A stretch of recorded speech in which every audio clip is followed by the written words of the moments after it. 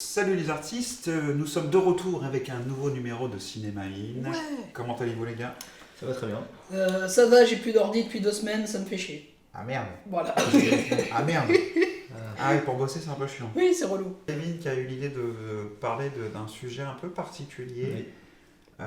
Ce sont des films qui n'existent pas ou qui ont été perdus Ou qui n'existent pas en l'état dans lequel ils auraient dû être en fait, par rapport à leur histoire de vie. Parce que par exemple le film de Richard, on sait que maintenant, aujourd'hui il existe mais pas de la même manière. Techniquement, voilà. Voilà. Et donc on va parler justement des films disparus.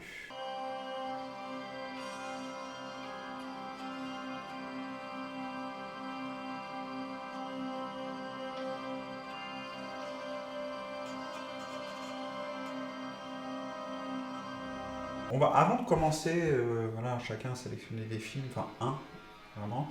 Mais il y en a d'autres films qui sont considérés comme des films disparus, mais en fait, en gros, qui n'ont jamais été faits. Il y en a un qui me vient en tête et j'aurais aimé le voir. Vous savez, c'est ce fameux film avec Schwarzenegger. Crusade. Oui, réalisé par Cronenberg, c'est ça? Non, Verhoeven. Verhoeven. J'aurais aimé voir ça. Oui. Moi, ce que je voudrais voir, c'est un troisième Conan. Oh, ça arrive.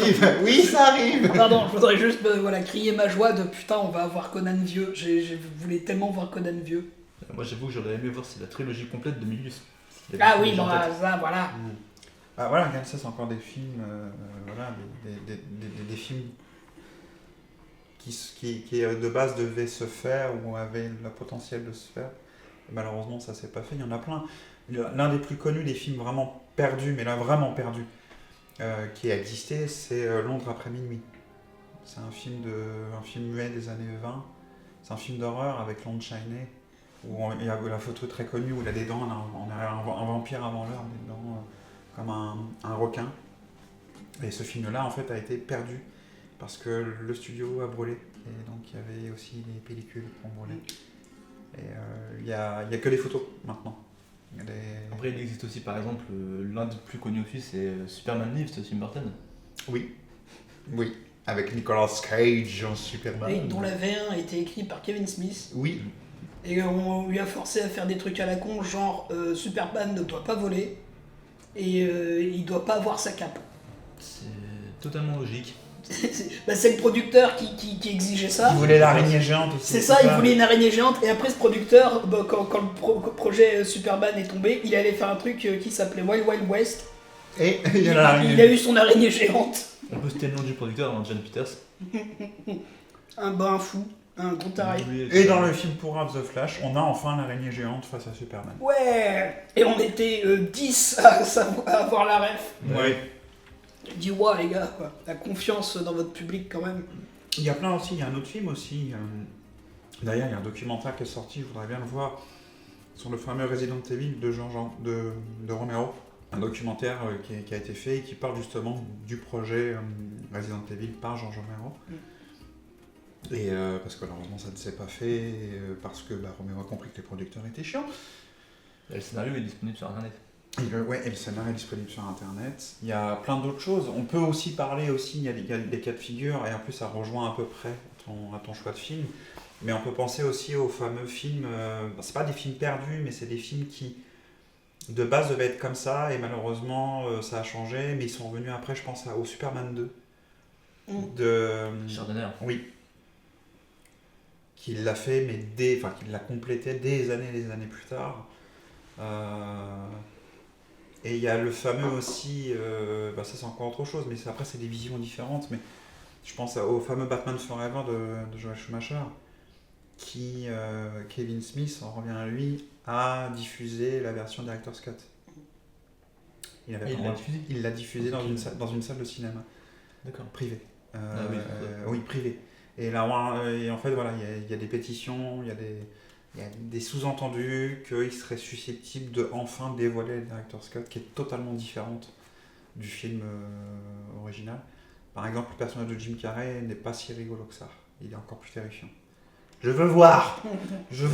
Aussi dans la même veine, t'as justement le Superman Continues de Tim Burton, qui devait être la suite de Returns. Oui, c'est vrai. Ouais. Il y avait aussi le... Robin Williams, son mystère, justement, Ouais. à la base. Et Marlon Wayans en Robin. Et puis Billy Dee Williams qui reprenait ce rôle de Daredevil. Et qui devenait double face. Ouais.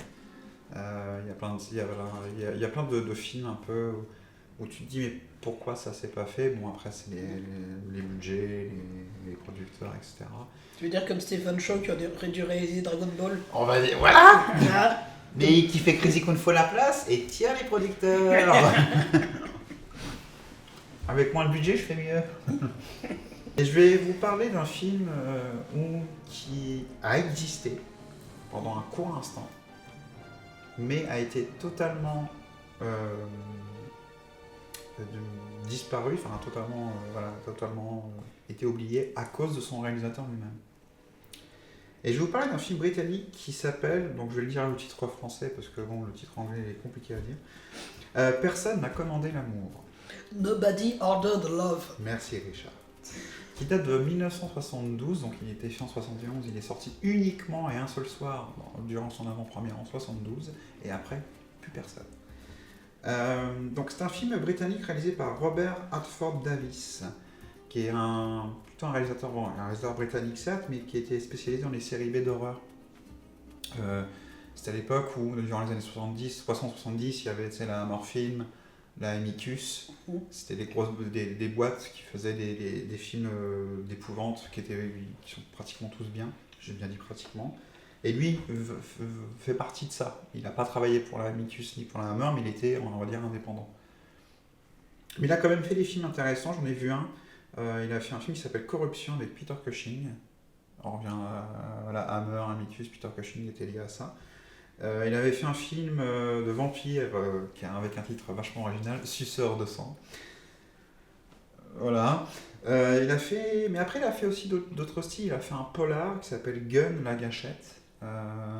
Et quand tu lis le scénario de ce film-là, tu te dis ah, c'est quand même avant-gardiste. En fait, c'est un film de black exploitation sans lettres. Mais on suit vraiment un personnage afro-américain qui va prendre les armes parce que l'un de ses membres de sa famille va se faire tuer, mais par des blancs. Donc c'est hyper intéressant comme sujet, qui est malheureusement par moments toujours d'actualité, malheureusement. Oui, par moment parce que ça arrive pas aujourd'hui, mais ça arrivera demain. Et il a fait un film que je n'ai pas vu, mais bon, tu as cité Batman tout à l'heure, mais il a fait un film qui s'appelle The Take avec Billy Dee Williams. Et donc Billy Dee Williams, c'est entre autres Harvey Dent dans les Batman de Burton, ou Lando dans les Star Wars, ou Fox dans Les Faucons de la Nuit, dont on a parlé dans Disney Man sur Salon. Exactement. Un petit peu de pub. Exactement. Et le film met en scène une femme magnifique, mais pas que physiquement. Et elle s'appelle Madame Ingrid Pitt. Ingrid Pitt a été une femme, une égérie de la Hammer durant les années 70, début des années 70, parce que c'est à l'époque où la Hammer voulait mettre en avant pas que les hommes, mais ils voulaient vraiment avoir une figure féminine dans leur catalogue, et ils ont bien choisi.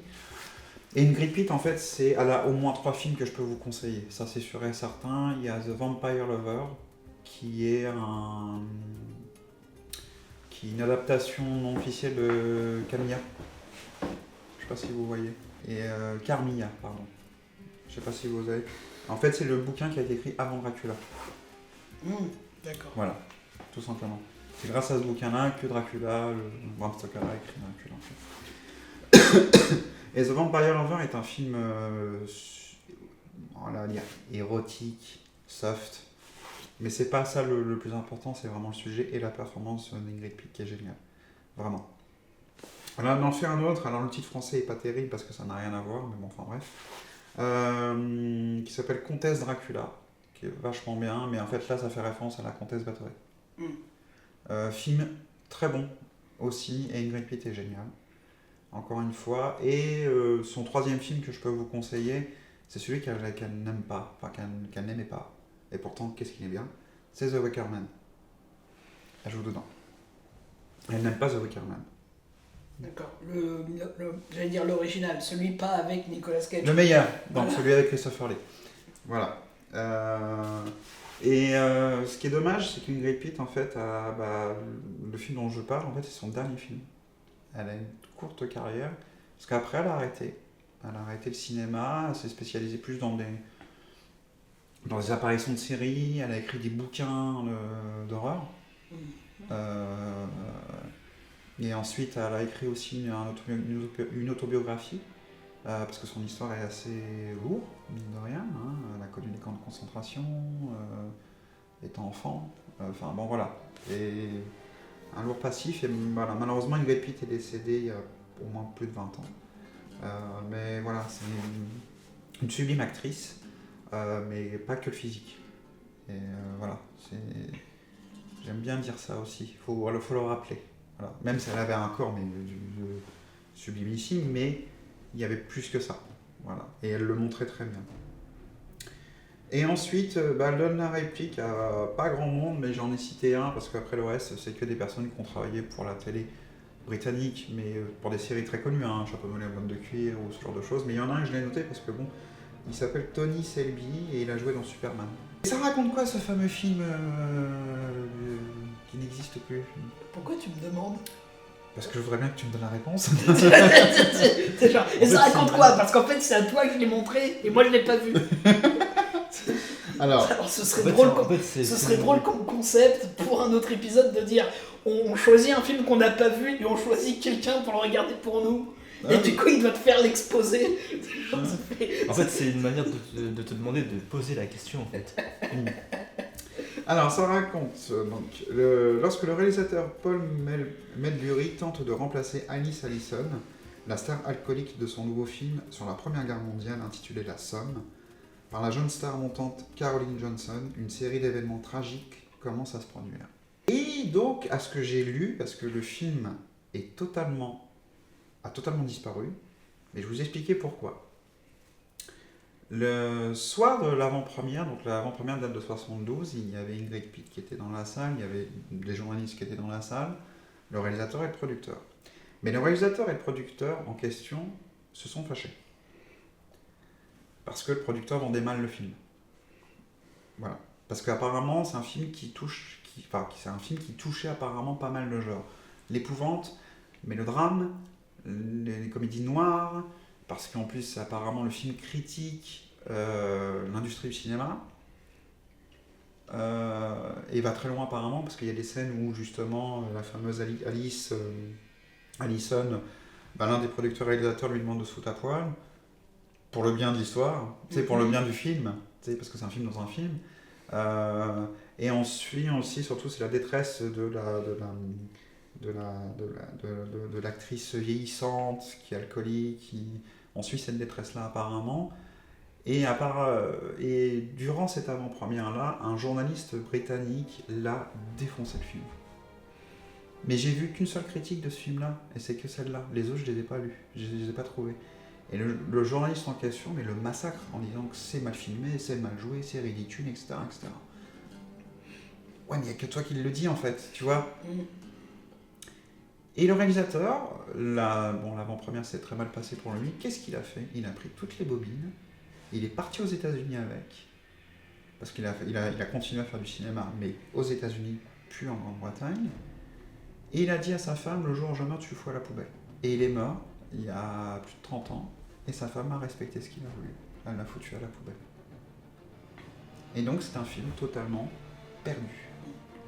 Et ce qui est dingue, c'est que quand j'ai découvert l'existence de ce film, en fait, c'était surtout l'idée d'un film d'épouvante, mais surtout dans le milieu du cinéma, où on suit un tournage de film, c'est assez rare.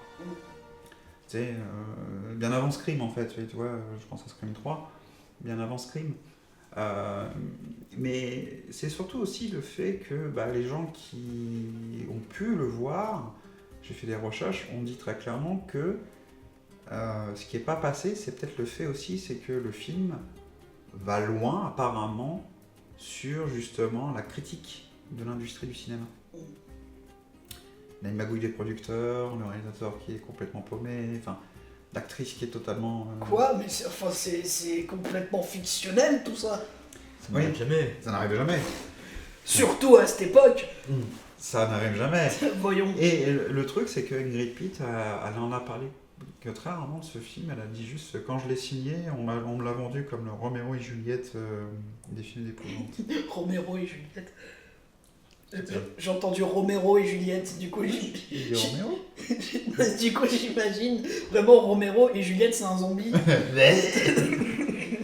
sais, mais c'est comme ça que, on lui a vendu, mais en fait, c'est un film totalement perdu, qu'on ne retrouvera jamais, à moins que, mais ça m'étonnerait, parce que bon, ça a été foutu à la poubelle il y a plus de 30 ans, voire même plus de 40 ans, il n'y a aucune trace. Il y a juste, les seules traces qui restent, c'est 3 photos de plateau. C'est tout.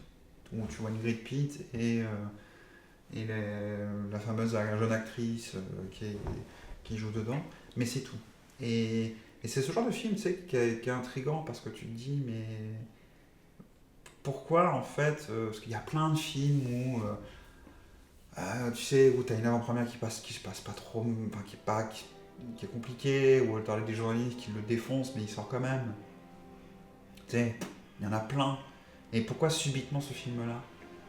Et tout en sachant que le réalisateur, avant ce film-là, il avait fait d'autres films avant, qui ont eu des mauvaises critiques aussi.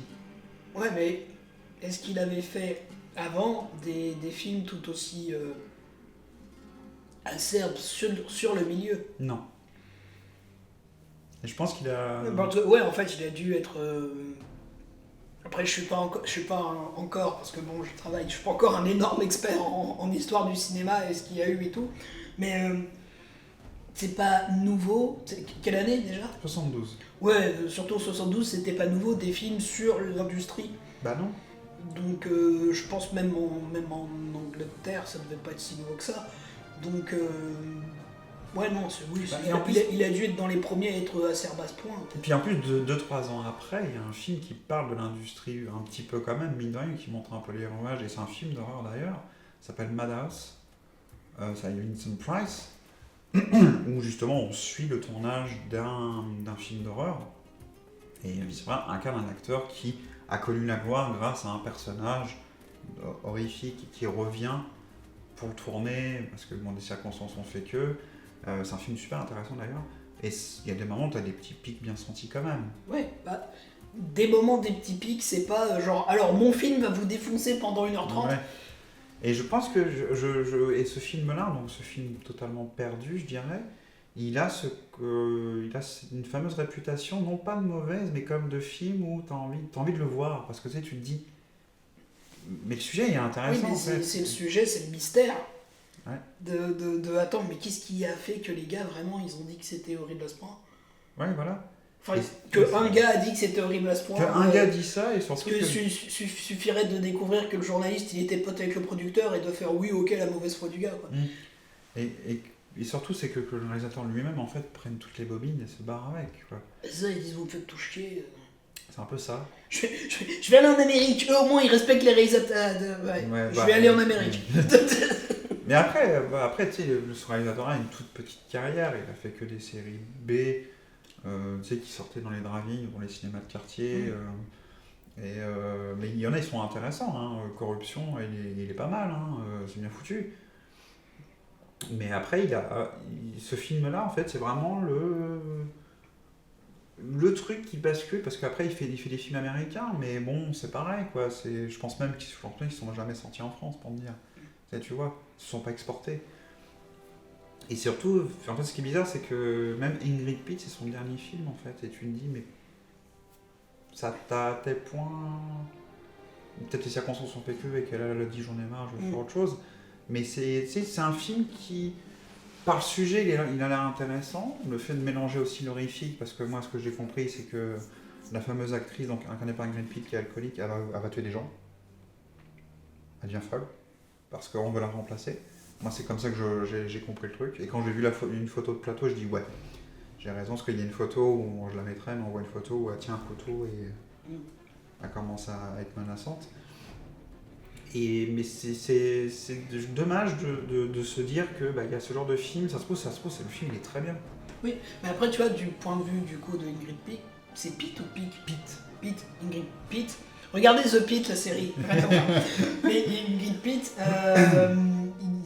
de son point de vue, de ce qu'elle a vécu pendant le tournage et tout, peut-être que justement c'était ultra important pour elle ce rôle-là. Et la réception, allez, médiocre pour rester poli, fait que oui, ça a pu la dégoûter. Parce qu'en plus, elle a dû quand même, dans sa carrière, en faire des films à réception moyenne, et là ça peut effectivement leur filer un coup. Mais après, vu que tu nous dis qu'elle a fait des livres d'horreur, bon bah ça lui a pas dégoûté du genre horrifique non plus. Non, pas du tout. Mais après c'est peut-être oui effectivement le fait que l'industrie du cinéma ait si mal pris le fait de se faire critiquer, elle a dit vous m'avez tous fait chier, je me casse. Bah ouais, c'est ça qui est ouais, voilà, c'est un film où ça se trouve de toute façon c'est soit l'un soit l'autre, mais on le saura jamais, mais c'est soit c'est un film super intéressant et bien fait, ou soit c'est de la merde. Et justement, je me dis, mais même ça, ça peut être un cas d'école de ouais, c'est tellement mal fait parce que si, parce que je ça. veux le voir parce que ça se trouve, j'aurais aimé le voir. C'est pour ça que je suis très heureux d'avoir vu The Room dans ma vie. Tu vois. Oui. Non, mais je fais une comparaison un peu exagérée exprès, mais c'est le fait de.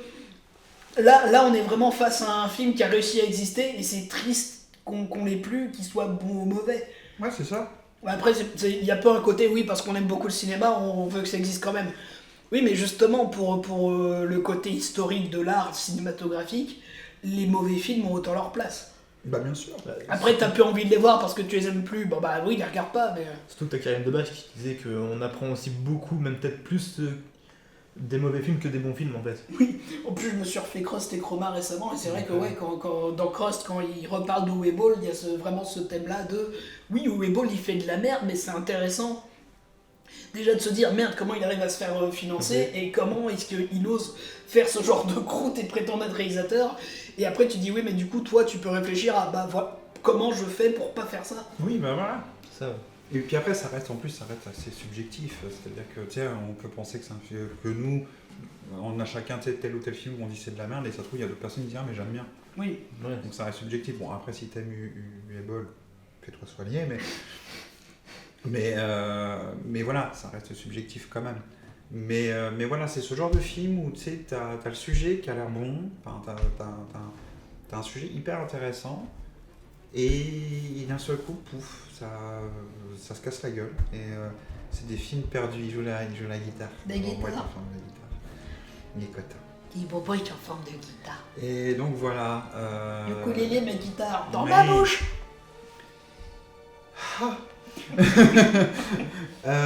Mais voilà, c'est dommage, et c'est un film que j'aurais aimé voir, parce qu'en plus le cinéma britannique de l'époque est hyper intéressant en termes horrifiques. C'est malheureux, mais voilà, on ne verra jamais ce film. Même s'il a existé au moins un soir. Un soir. Un soir. On dirait qu'on va se mettre à chanter Les Misérables. Était-ce vraiment un nanar ou bien un film génial? Il n'a existé qu'un soir, pour le savoir, c'est pas banal. Et donc, à ton tour, Kevin, donc tu as choisi un film qui n'existe pas du tout. Non, qui n'a pas été produit malheureusement. Et là, pour le coup, les raisons sont pas du tout claires, parce que personne ne sait vraiment en fait. J'ai pas trouvé quoi que ce soit là-dessus. J'ai choisi un film qui s'appelle Shadow Company. Est-ce qu'il y a ne serait-ce qu'une affiche quand même? Alors je crois que c'est des fan-made, hein, donc faudrait voir si... Bonne chance Oui. pour trouver une illustration. Donc Shadow Company, peut-être que le nom vous dit quelque chose. Ça me dit quelque chose. Ah bah, je connais les mots Shadow et compagnie, mais alors mis ensemble, ça me dit rien. Alors vous avez vu L'Arme Fatale. Oui. Oui. Comment s'appelle le groupe de mercenaires qui font les méchants? Shadow Company. Et ce n'est pas pour rien parce que le scénario est de Shane Black et Fred Decker, avec Fred Decker qui est un réalisateur et scénariste qui a notamment scénarisé et réalisé des épisodes des Contes de la Crypte. Ah ok, oui, pas mal. Qui a coécrit et réalisé avec Shane Black The Monster Squad. Ok. Et qui a coécrit et réalisé malheureusement Robocop 3. Voilà. Et qui a aussi... il y a des bonnes choses dans Robocop 3. Sa fin. Le générique. Le fait qu'il y ait une fin, c'est une très bonne chose dans... Non, l'introduction a plus la classe. et qui aussi très récemment a co-scénarisé, toujours avec Shane Black, parce qu'ils sont très très potes, ils ont même été colocataires, The Predator. Ah, ouais. Voilà. Donc, Le générique est bien. Hein. Je l'ai toujours pas vu, donc je peux pas tu as juger. de la chance. Le générique est bien. Voilà. Donc, est-ce que vous savez par qui ce film Shadow Company, qui est une comédie, pas une comédie, pardon, un film d'action et d'horreur, aurait dû être réalisé? Shane Black. Non, c'était ses débuts, il n'était pas encore. Ah. Alors, Verhoeven. non, un petit indice, c'est pas toi, j'ai dans ce que je l'avais dit. Oui, non, je me tais. C'est un réalisateur qui a l'habitude de mettre son nom dans le titre. Carpenter. Exactement. Rien que ça, c'est Shane Black Carpenter. Oui, ça aurait été très intéressant. Et en plus, avec en producteur exécutif, Walter Hill. En plus, Donc vraiment, il y avait du beau monde, et apparemment ça devait être produit par Universal, mais pourquoi ça n'a pas été fait?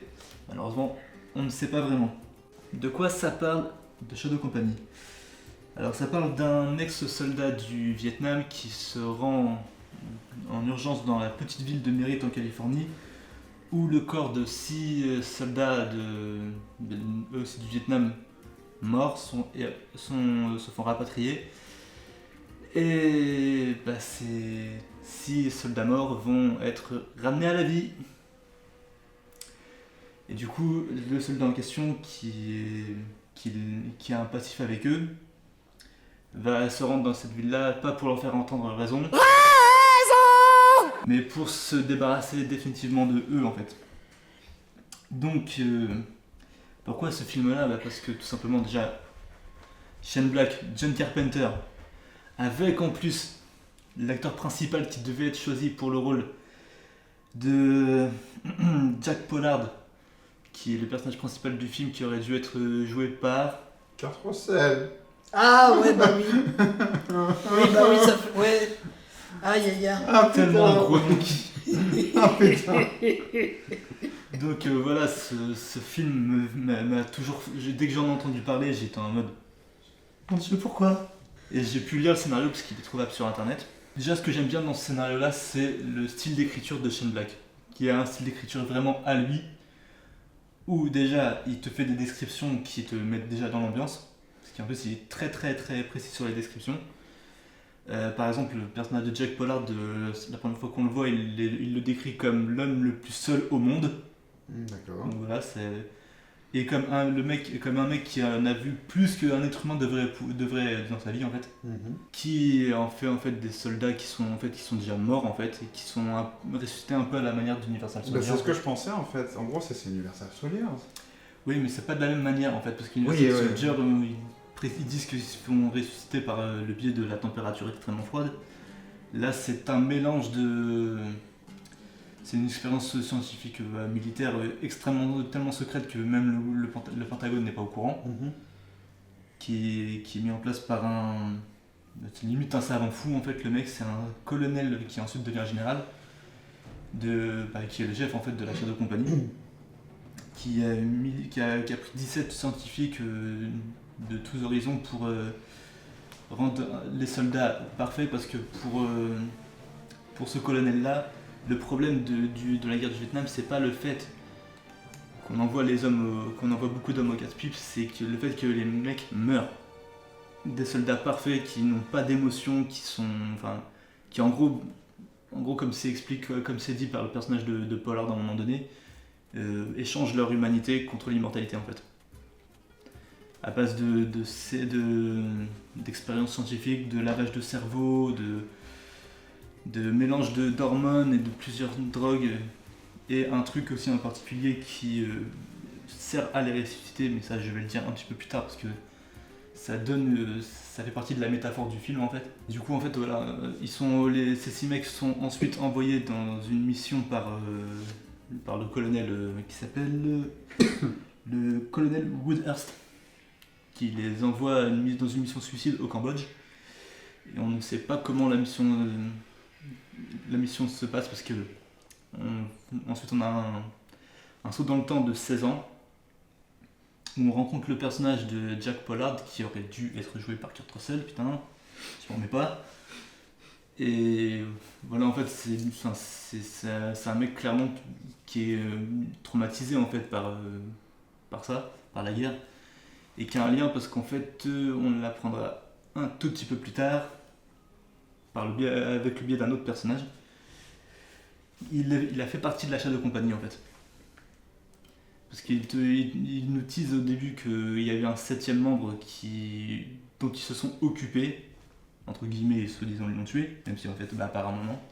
Ça, c'est un des points noirs du film, on sait pas comment il a survécu. Parce que bon, je pense que t'as 6 autres personnages qui sont comme toi, je pense que, bon, mathématiquement, tu meurs, mais ça, il précise jamais comment il a survécu. Du coup, le film a atteint juste ce truc-là de il y a un scénario qu'on peut trouver et point ou En fait, voilà, il y avait, comme je l'ai dit, il y avait le réalisateur qui était attaché, t'avais les producteurs, t'avais le scénario qui était complet. D'ailleurs, ce que j'ai lu, c'était apparemment la 2ème version. Parce qu'apparemment, Shane Black avait écrit le scénario avant, quasiment en même temps que L'Arme Fatale.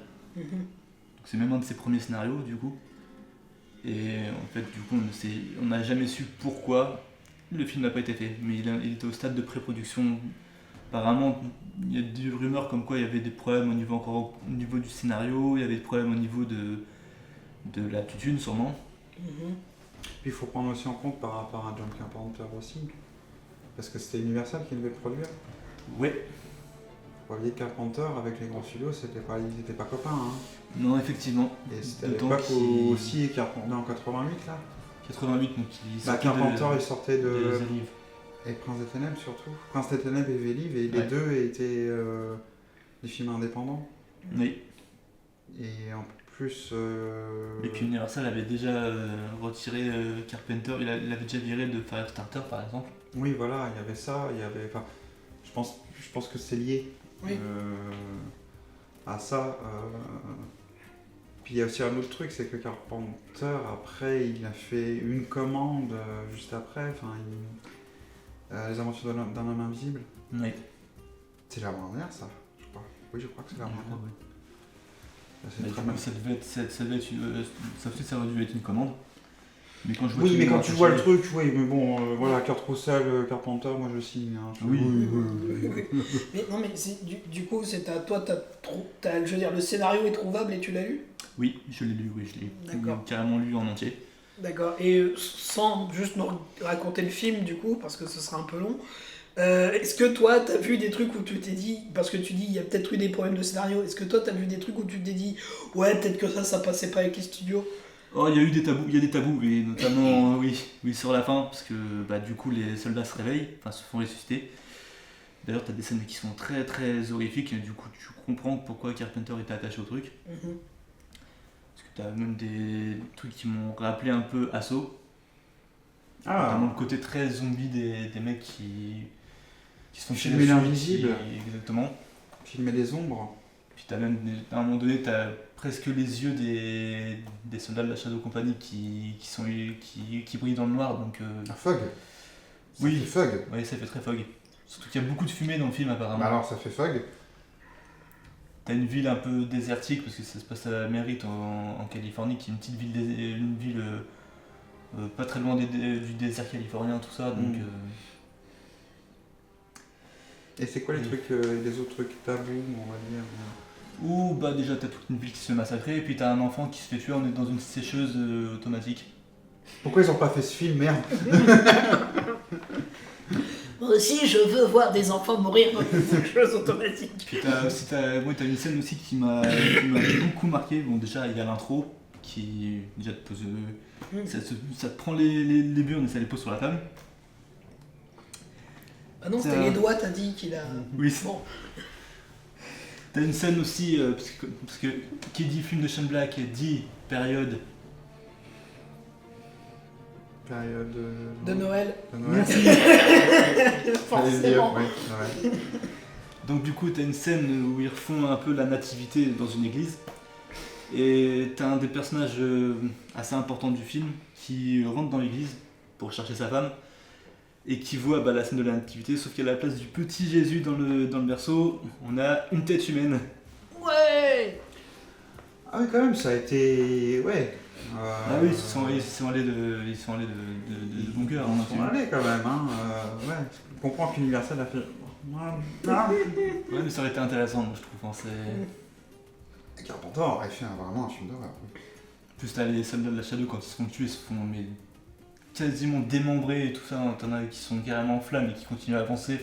Et la grande question, c'est comment ils l'ont buté en fait. Enfin, comment ils ont tenté de le buter. Ça, on ne sait même pas parce que ce n'est pas précisé dans le scénario. Mm. Ça, c'est un des points noirs pour moi. Je trouve que d'un côté, ça fait un peu de mystère parce que c'est ce qui est bien de ne pas toujours répondre aux questions. Mais là, du coup, je me dis, d'accord, mais comment il a survécu? Est-ce qu'il savait qu'il avait survécu ou pas?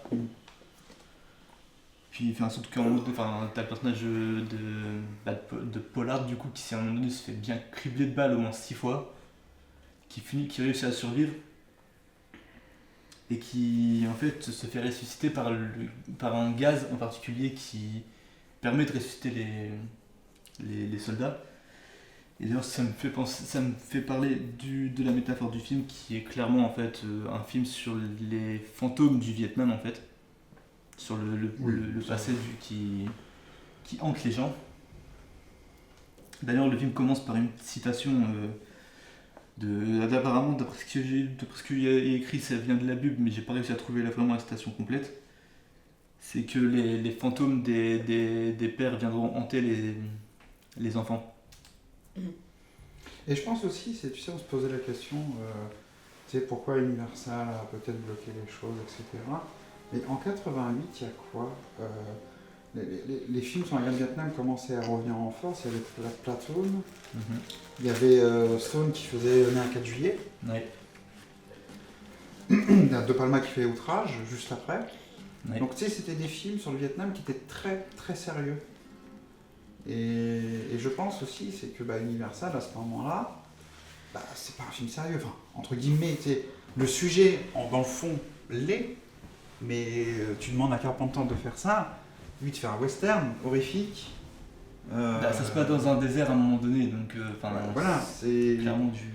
Tu sais, et je pense que c'est peut-être aussi le fait que subitement la concurrence fait des films, revient sur des films sur la guerre du Vietnam, mais beaucoup plus sérieux, beaucoup plus dramatiques. Et puis là c'est avec le prisme du film d'horreur, de zombies, tout ça, donc... Ça par contre, ça aurait été parfait dans le début des années 80, ça. Ouais. Ça aurait été parfait pour Carpenter, ça aurait été... Mais surtout que c'était la grande période de slasher, tout ça, donc ouais, ça aurait pu être... Oui. Alors peut-être que Carpenter aurait peut-être eu la sensation de se répéter, aussi. Et du coup, il y a aussi... Regarde, on a cité pas mal de films où, tu sais, les brouillards, on voit que les yeux qui s'illuminent, tout de suite on a dit fog. T'as cité slasher, on peut penser à Halloween, les mecs qui sont... tu leur fous 40 balles dans le corps, ils avancent quand même. Donc on a l'impression en fait que c'est Shane Black, en fait il a écrit le scénario en pensant tout de suite à Carpenter. C'est un peu ça, je trouve. Tu sais, en disant je vais mettre plein de trucs que le mec a déjà fait. Oui. Je pense que c'est un risque de se dire je vais écrire pour cette personne-là et tu le cites sans faire exprès ou un peu trop volontairement. Il y a aussi, en fait, t'as vraiment un mélange de vraiment ce qu'on pourrait imaginer d'un film de Carpenter et en même temps de Shane Black, parce qu'il a aussi sa punchline aussi, t'as sa patte. T'as sa manière d'écrire qui est que lui, quoi, en fait, parce qu'il n'y a que lui qui s'adresse directement au lecteur, quoi, en fait. C'est un truc que j'aimerais vraiment voir sur des scénarios en France. Ce qui n'arrive jamais parce que c'est très très formaté, il y a vraiment une manière d'écrire en France. Mais moi je trouve ça génial parce que du coup ça implique le lecteur en fait dans le film. T'avais notamment, moi je me rappelle quand j'ai lu le scénario du Dernier Samaritain, qui est aussi le scénario d'origine qui est aussi trouvable sur internet. C'est génial, à un moment donné t'as le personnage de Damon Wayans qui couche avec le personnage d'Halle Berry, et t'as Shane Black qui dit je vais pas décrire la scène d'amour parce que d'une part vous savez tous à quoi ressemble une scène d'amour, et de deux il y a ma mère qui lit les scénarios. Et ça c'est génial. Par exemple je crois que c'était sur Première Arme Fatale où il décrit une villa. Et il dit dans le scénario, il dit que vraiment texto, le genre de villa que je pourrais me payer si vous achetiez mon scénario. C'est rigolo, c'est bien. C'est génial, moi j'adore, c'est rigolo. C'est rigolo. Donc ouais, vraiment c'est génial. Et du coup en fait il y a un produit en fait qui... T'as un gaz en fait qui permet de ressusciter les soldats, et je trouve ça extrêmement pertinent d'avoir choisi ça en fait. Parce que quand on connaît un peu la guerre du Vietnam, quand on en a entendu parler, est-ce que vous savez c'est quel produit qui a fait le plus de dégâts? Non, je sais pas. Merde, je sais, j'ai pas le nom. L'agent orange, Merci. qui a créé des cancers et tout ça, bah, c'est ce produit-là qui permet de ressusciter des soldats. Donc ça fait quand même c'est un gros Mais pied de nez sur le... Ça s'appelle Agent Orange en anglais, je croyais que il me semblait qu'il y avait un autre nom, c'est pour ça Ouais, non, que je crois que c'est vraiment, je crois que c'est l'agent orange, ouais. Ok. C'est comme ça que c'est écrit dans le scénario. Bah, d'accord. Ah, puis il y avait aussi, il y a un autre film qui parle aussi de cet effet-là, un peu étrange. Mince, L'échelle de Jacob, Je ne l'ai pas vu. Je connais le film, mais je ne l'ai pas vu. qui parle de la guerre du Vietnam, mine de rien aussi. Et il parle de ça, de cet effet-là, il me semble. D'accord. Et du coup, prendre le truc le plus meurtrier dans la guerre du Vietnam et en faire l'élément principal qui permet de ressusciter les... Ouais. C'est vraiment un film qui, moi, dès que je le lisais, même s'il y a quelques longueurs, je me suis dit, mais j'aurais tellement aimé le voir. Et du coup, qui sait quelle carrière aurait eu Carpenter s'il avait fait ce film-là, parce que ça aurait... Bon, je pense qu'il avait plus rien à prouver à ce moment-là. Hein. Non, mais je veux dire, si comme ça aurait été un autre film, une autre commande, est-ce que son style se serait vraiment bien mélangé avec le style de Shane Black? Oui, il y a ça aussi. Oui. Et déjà, est-ce que le Est-ce que film le film aurait aurait marché? marché? C'est surtout ça. Parce que là, c'était Bon, Shane Black commençait vraiment avec le vent en poupe, je dirais, parce qu'il y avait L'Arme Fatale qui était sortie. Oui, il il avait été acteur sur Predator. Predator. Il écrivait aussi L'Arme Fatale 2 à la même période. Oui, voilà, donc ça a enchaîné, en fait, pour lui. Donc, oui, c'est... ça donne envie, en fait, parce que Mais quand ouais. tu vois les noms, tu te dis, ouais, quand même...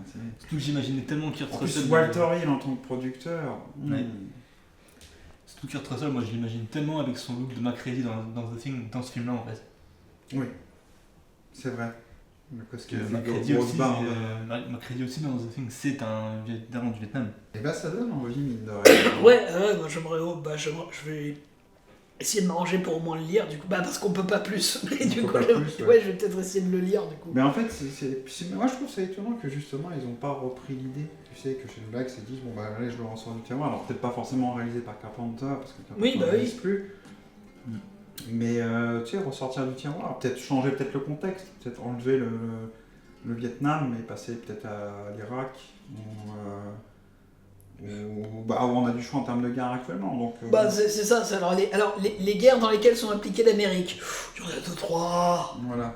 Après, je pense que comme le fait que ce soit la guerre du Vietnam, c'était aussi important parce que le colonel venait ressusciter parce qu'il en a gros sur la patate sur le fait que Ils ont perdu. Pas seulement qu'ils ont perdu, mais que tu as les politiciens qui ont eux décidé d'arrêter la guerre et que les vétérans du Vietnam étaient mal perçus pendant une période. Oui. Donc, après, ça rejoint à pas mal de choses en fait. Il y a ce côté, voilà. Mais moi je pense qu'Universal Soldier, oui, je pense vient de là. qu'ils se sont inspirés, oui, clairement. Il est bien Universal Soldier, moi j'aime bien. Le premier, oui. Le premier. Mais moi ça m'a fait penser à Universal Soldier, c'est direct. Ah moi aussi quand je l'ai lu, je me suis dit, en fait c'est Universal Soldier en fait. En plus gore. Beaucoup plus gore. Oui, en plus gore évidemment. Parce que sans déconner, là, le gamin dans la sécheuse, là, wow. Je me suis dit, ah ouais, quand même. Vous faites comment pour sécher vos enfants quand vous deviez baigner, vous? Avec une serviette? Mais surtout que tu vois les parents qui sont installés devant la télé, mais en fait ils sont morts en fait. Parce que toute la ville se fait tuer. Hein. Toute la ville, t'as l'armée, t'as les flics, t'as tout le monde qui se fait tuer. Hein. Oui, il détruit une ville entière. T'as juste 3 personnages qui survivent en gros. Après bon, t'as d'autres flics à la fin, tout ça, mais il y a que 3 personnages principaux qui survivent quoi en fait. Shadow Company ne s'est donc pas fait pour une raison obscure. Donc du coup, si vous êtes fort en anglais, si vous savez lire anglais, je vous conseille de sauter sur ce scénario. Il est génial. Merci en tout cas parce que ça donne vraiment envie. Ouais. Je sais pas si je lui ai bien rendu justice en l'écrivant et tout, mais non, si, c'est bien. C'est très compliqué à décrire. Non, t'as dit très clairement. Il y a pas mal de choses dedans, donc c'est très. Un film en fait un peu particulier quand même. C'est une longue histoire. Relativement long. Je vais faire relativement court quand même. Connaissez-vous Terry Gilliam? Oui. Très bien. Raconte-nous qui est Terry Gilliam. Vas-y, c'est mon moment et c'est pas moi qui parle, j'en ai rien à foutre. Terry Gilliam, déjà, c'est un membre très important des Monty Python. Exactement, c'est-à-dire qu'en fait, de base, c'est l'illustrateur pour les Monty Python. Et de par leur amitié, ils se sont dit, bon, de toute façon, on a besoin de gens des fois pour apparaître. Et après, il s'est mis à jouer de plus en plus. Et C'est carrément un membre à part entière. Hein, ouais, mais c'est-à-dire qu'en fait, au début, quand il a rencontré... En fait, je vais pas faire l'historique des Monty Python, mais au début, c'est surtout deux groupes qui se sont rencontrés pour des séries télé, qui après sont devenus ensemble les Monty Python. Et au début, il n'était pas trop sûr de vouloir jouer. Quand tu vois Terry Gilliam, en fait, il se considère pas vraiment comme un super comédien. Or que ça va, en fait. C'est vraiment, il y a des gens qui se considèrent comme comédiens qui jouent vraiment moins bien. Mais du coup, voilà, c'est vraiment les autres qui l'ont poussé. Ah non, mais si, il joue aussi. Il suffit de voir son caméo dans Adieu les cons, que je trouve génial. Oui. Juste ça, déjà. J'ai pas vu le film, Mais oui, mais de toute façon, oui, vous pouvez le voir. De toute façon, un peu moins dans Flying Circus quand même, mais surtout dans les films Monty Python, donc dans Sacré Graal, dans la vie de Brian, dans le sens de la vie.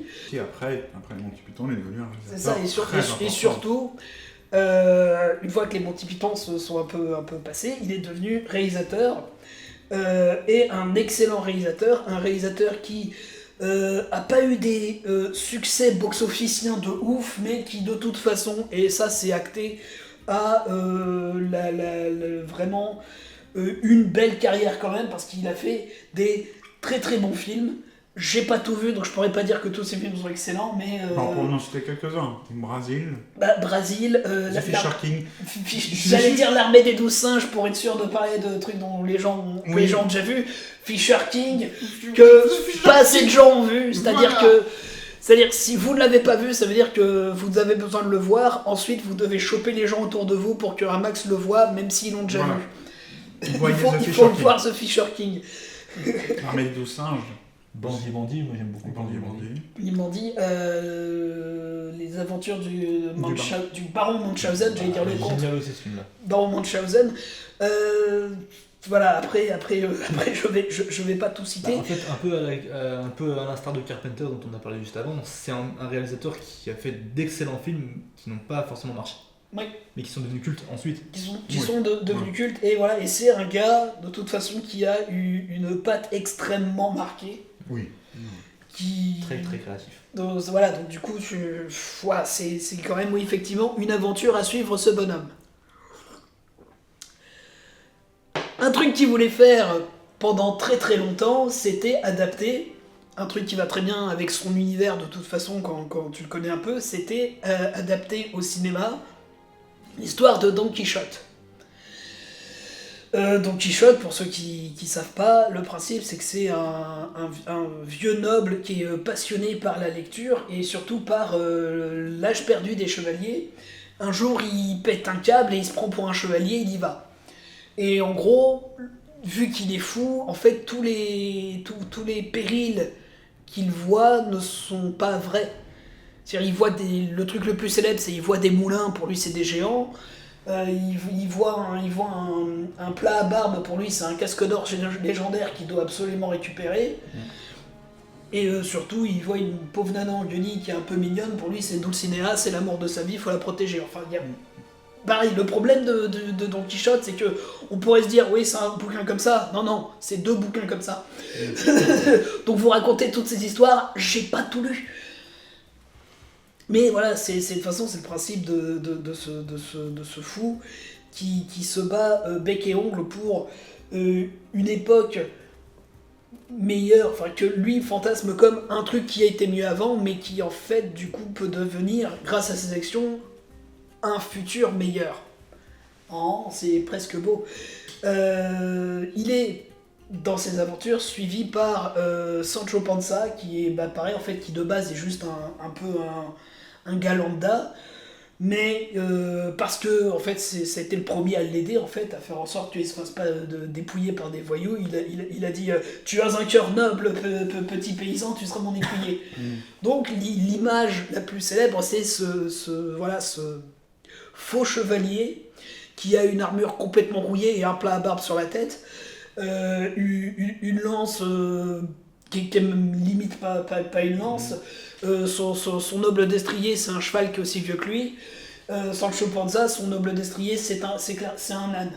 Donc voilà, c'est vraiment ce truc miséreux, mais les mecs, ils sont les deux pieds dans la bouse, mais ils rêvent d'un lendemain meilleur, et ils se battent pour... Politiquement, c'est la gauche en général. Oui, alors Terry Gilliam qui est de gauche, ça étonnera personne. Il a eu les sous nécessaires pour faire une première tentative d'adaptation en 2000, qui s'est de manière extrêmement célèbre, très mal passée.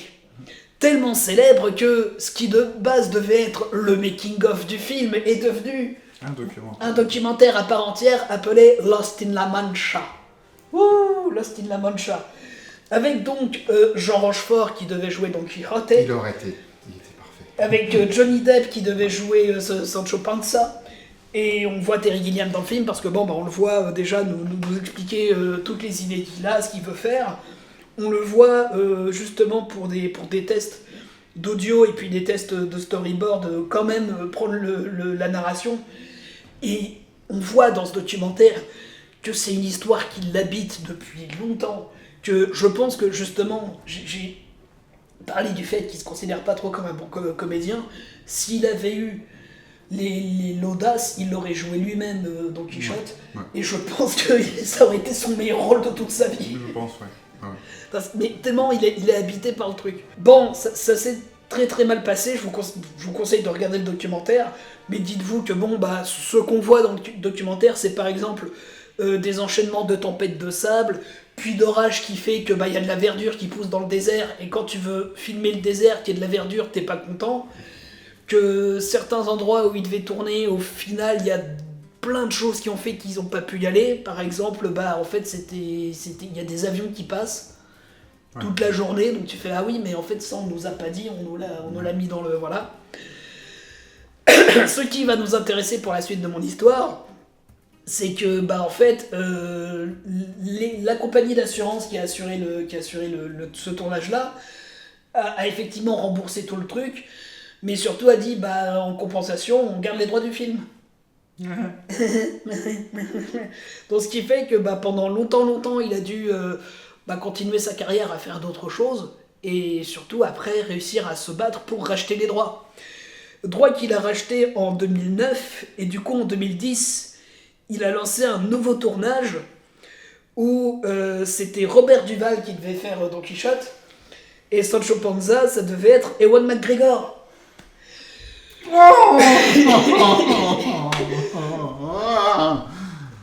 Tellement de casting qu'il faut rêver en plus. Voilà. Alors pourquoi plus Jean Rochefort ? Parce que déjà en 2010 Jean Rochefort allait plus très bien.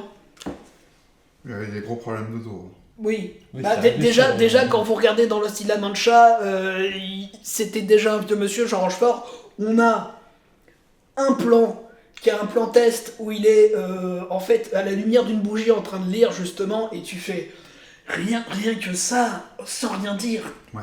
Et corporellement il est dedans. Ouais, C'est un autre truc qui me rend fou, si tu fais Jean Rochefort, putain il aurait fait trop bien. Donc là oui, Robert Duval et Ewan McGregor ça aurait été beau. Le problème, en fait oui il a racheté les droits, mais en fait il a quand même pas trouvé les sous pour faire le film. Donc après 2012 il y a eu une annonce où il relançait le truc, sauf que cette fois, alors toujours Robert Duval était toujours chaud, sauf qu'après cette fois c'était pas Ewan McGregor, ça aurait été Owen Wilson qui aurait fait Sancho Panza. Ah, quand même aussi En fait je me dis avec l'humour de Terry Gilliam ça passe très bien. Mais est-ce qu'on sait pourquoi c'était pas Ewan McGregor cette fois-ci ? Non, peut-être c'est prêt pour juste autre chose, qu'il a... après oui des fois c'est juste aussi le côté mais moi je suis en train de faire autre chose, je peux pas venir, il y a juste ça. Ensuite, en 2014, Ça y est, il a un vrai financement, il a où tourner et tout ça. Cette fois, changement de casting. Pour Don Quichotte, nous avons John Hurt. Voilà, donc on bave très fort. Et dans le rôle, non pas, et là c'est la première fois que ça change, c'est pas Sancho Villa, non c'est pas Sancho Villa, je sais plus. Oui, bah, sans Pérez ou un truc comme ça. Je crois que c'est Sancho Panza, je sais plus. Pardon, le nom m'a échappé d'un coup. Sancho, point. Mais c'est plus Sancho, du coup c'est Toby. Pourquoi Toby? Vous le saurez plus tard. Qui cette fois doit être joué par Jack O'Connell. Ah là là, ouais. J'aime voir la souffrance de mes camarades. Problème, c'est que John Hurt, il a eu des problèmes de santé qui ont suivi avec son décès très voilà. Entre-temps, en plus, je crois qu'en plus c'est vraiment entre-temps que de toute façon Rochefort est mort lui aussi, donc du coup, Ouais, c'était... Ouais. Voilà, Le sort s'acharne en fait. Hein. le sort s'est acharné. Parce que Robert Duvall n'était pas encore mort, mais je crois qu'il était plus dispo, et qu'en plus, ça avait, justement, le fait que ça soit reporté tout le temps, ça l'a gonflé, donc il ne pouvait plus revenir. Ouais. Enfin bref, voilà. Gros coup du sort de tu ne feras pas ce film-là. Mais, voilà, un acharné, c'est le sort, oui, mais c'est aussi Terry Gilliam, parce que 2017, c'est bon. Il annonce une fois que c'est tourné, cette fois que c'est fait. Oui, voilà, il voulait pas le dire qu'il le tournait, il a fait cette fois c'est bon, c'est tourné. Voilà, 2017, mon film s'appelle L'homme qui tua Don Quichotte. Et donc, dans le rôle de Don Quichotte, on a Jonathan Pryce, qui est très bon, et dans le rôle donc de ce fameux Toby, qui est Sancho sans être Sancho, on a Adam Driver, qui est très bon qui aussi. à l'époque était chez tout le monde, Oui. qui commençait à être chez tout le monde. Mais en tout cas chez des gens très bien, parce que un peu en même temps il a été annoncé chez Oscarax. Enfin, Oui. Voilà, il a commencé à un peu bouffer un peu partout, mais il bouffait bien. Donc, ah oui, dernier petit coup du sort, donc il tourne en 2017, il doit faire l'ouverture de Cannes avant de sortir le lendemain, et à peu près 2 semaines avant de faire Cannes, il a un problème de cœur, donc il se fait hospitaliser, Terry Gilliam. Heureusement, 3 jours après, il nous envoie sur Instagram une photo de lui dans son jardin en train de méditer en disant « C'est bon, je vais pouvoir aller en France ». Putain, et donc on a enfin L'homme qui tua Don Quichotte, sorti en 2018. Tu es épuisé à raconter tout ça déjà. Mais je suis épuisé pour lui, le pauvre, putain. J'ai fait mis le truc. Je veux dire, heureusement, rien que mentalement pour lui, tu te dis bon, entre-temps, il a quand même fait d'autres trucs. Oui, entre-temps. Mais ah non, oui, depuis, il a pas refait d'autres films pour l'instant. J'ai remarqué, ouais, depuis. Il a pas refait d'autres films. Il a annoncé. Il y a un film qui a été annoncé, qui est en train de se faire, enfin qui va être fait. Et je crois qu'il reprend Johnny Depp et d'autres acteurs. Le casting est bien. Hein. Je crois que Johnny Depp est censé jouer le diable. Enfin, c'est un délire. Je crois, ouais.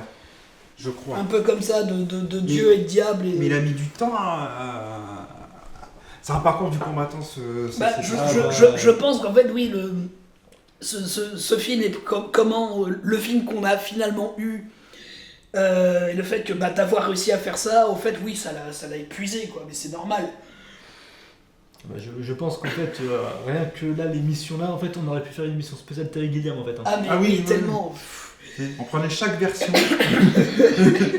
Non, parce que donc, vous avez remarqué, au début, je disais, bon, il y a Don Quichotte et puis il y a Sancho.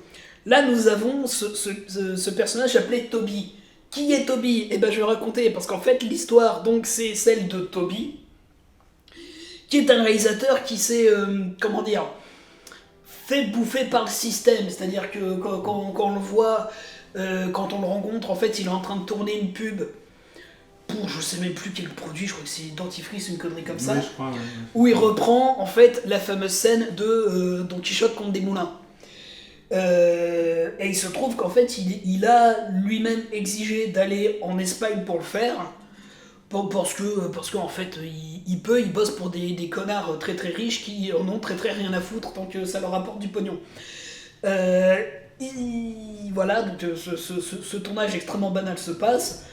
On découvre que bon, sa vie, effectivement, elle est mis un peu de la merde parce que bon, bah, il réalise au doigt mouillé, mis un peu rigolote parce que bon, bah, il vit quand même des trucs avec des gens très riches dans des lieux très beaux. Et il se fout dans la merde tout seul parce qu'il se tape la femme du patron.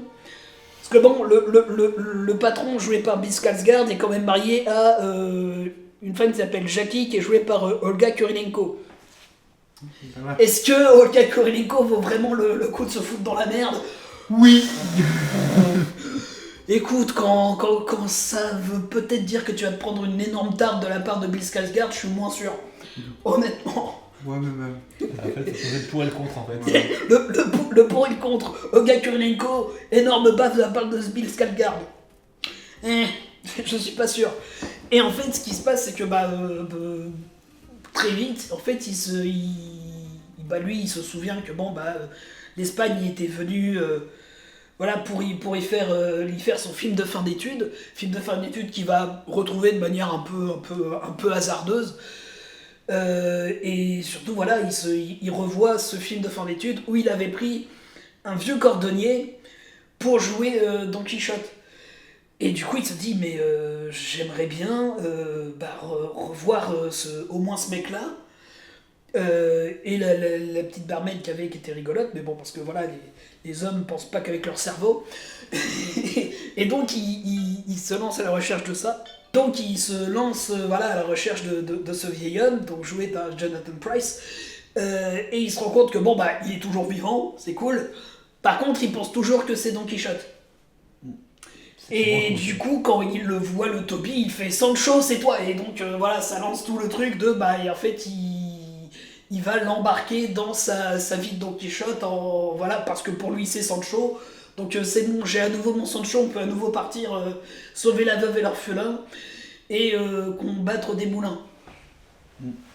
Et donc le film va se concentrer plus sur du coup le point de vue de Toby qui va être pris entre j'ai quand même mon truc de bien formaté mais avec du pognon à faire, et en même temps j'ai ce vieux fou qui m'invite à vivre une aventure complètement tarée.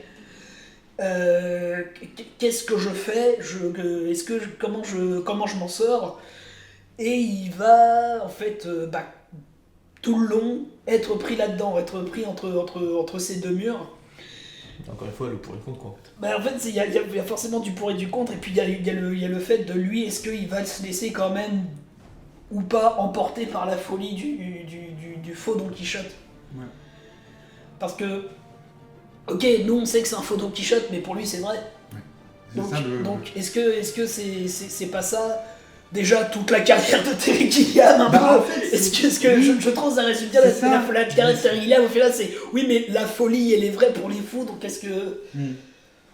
Parce que le côté le plus plan-plan je trouve dans la carrière de Terry Gilliam, c'est le truc l'armée des 12 singes où tu dis oui mais enfin d'où on croit qu'il y a du futur, tu fais oui mais le problème c'est que s'il a raison, c'est dangereux. Alors que quand tu vois J'adore l'armée des 12 singes. J'adore l'armée des 12 singes. Mais tu vois, mais après quand tu compares à Fisher King, il fait pas de mal aux gens à être taré, à être foufou. Mais regarde, gars, j'attendais que tu le cites Fisher King, mais quand tu regardes Fisher King, c'est Don Quichotte. C'est avant l'heure. complètement Don Quichotte. C'est-à-dire le personnage de Fisher King, oui, c'est la même idée que Don Quichotte, c'est que c'est le chevalier qui croit à son truc, qui cherche les jours meilleurs. Oui. Donc ça m'étonne pas. J'ai découvert Fisher King après avoir vu ça. J'ai découvert très récemment dans ma vie Fisher King, mais c'est vrai que quand j'ai vu Fisher King, j'ai fait évidemment que cette histoire-là, ça a parlé à Terry Gilliam. Terry Gilliam, c'est Don Quichotte dans sa tête. C'est ça. Parce qu'il faut pas oublier que The Fisher King n'est pas un scénario écrit par Terry Gilliam. C'est l'un des rares d'ailleurs. Mais tu m'étonnes, c'était un film pour lui en fait. Robbie Williams. Voilà. Mais là, du coup, c'est pourquoi du coup je voulais parler de ce film-là, mais c'est parce qu'en fait, du coup, on a vraiment, on n'a plus l'histoire de Don Quichotte le bouquin, on a l'histoire de ce réalisateur qui a sa carrière où il rêve plus trop, où même si bon bah c'est Adam Driver, donc il est quand même relativement jeune, il y a quand même un côté épuisé. Le système l'a bouffé. Bon, là on a l'exemple de l'épuisement de Terry Gilliam, il s'est pas trop fait bouffer par le système lui, mais quand même le personnage est intéressant à voir, que du coup t'as ce personnage-là.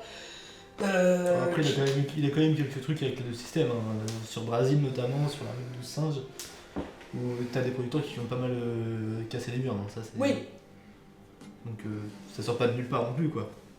Oui, mais c'est-à-dire qu'on a quand même...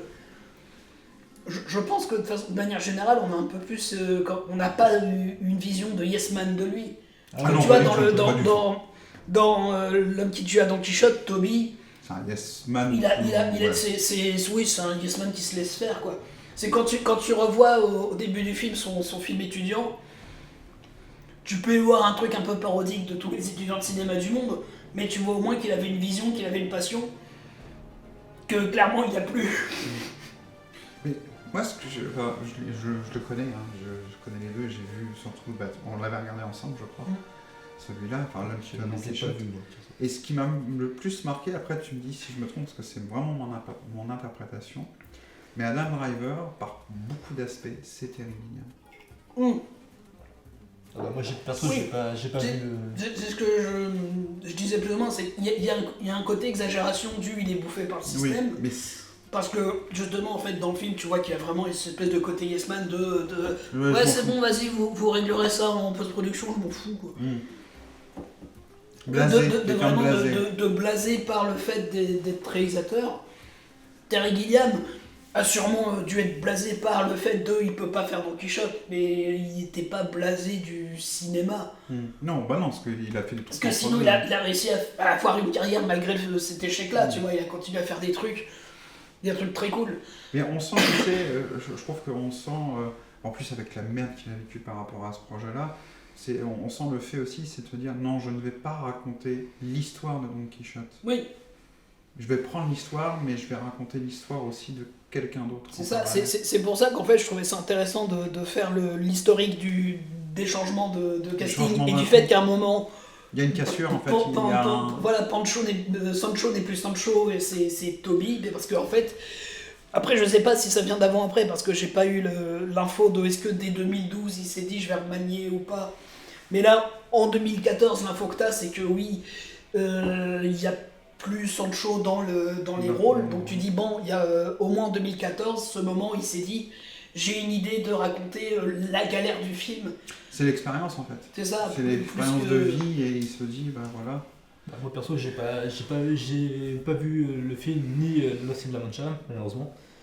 Mais tu vois quand tu racontais L'homme qui tue à Don Quichotte, je me suis dit ah oui il y a un peu d'autobiographique en fait dedans, dans le personnage de Toby, il y a un peu de Terry Gilliam quoi en fait. Mais c'est ça, parce que t'as vraiment... parce que bon, première tentative en 2000, il avait envie de le faire avant. Tu dis, il doit y avoir 20-30 ans de frustration de ne pas réussir à faire cette histoire avant. Voire plus, parce que je sais pas à quel âge il a lu Don Quichotte, à quel âge il est tombé amoureux de l'histoire, tu vois. Mais... Surtout voilà, comme t'as fait l'historique de toutes les tentatives. C'est ça, c'est que tu sens le... Ah vache. Mais moi vraiment, ça m'avait... je me souviens, moi ça m'avait terrorisé à l'époque, en 2017, quand ils ont parlé de du fait qu'il est là à l'hosto, j'ai fait, mais non, mais il va même pas survivre à son film, ce serait horrible. Oui, ah oui, là oui. Bon, heureusement, c'était pas le cas, mais je te jure, je me suis dit, mais il peut pas ne pas survivre à son film. Ça aurait été ça aurait été vraiment une tragédie, mais c'est-à-dire dans...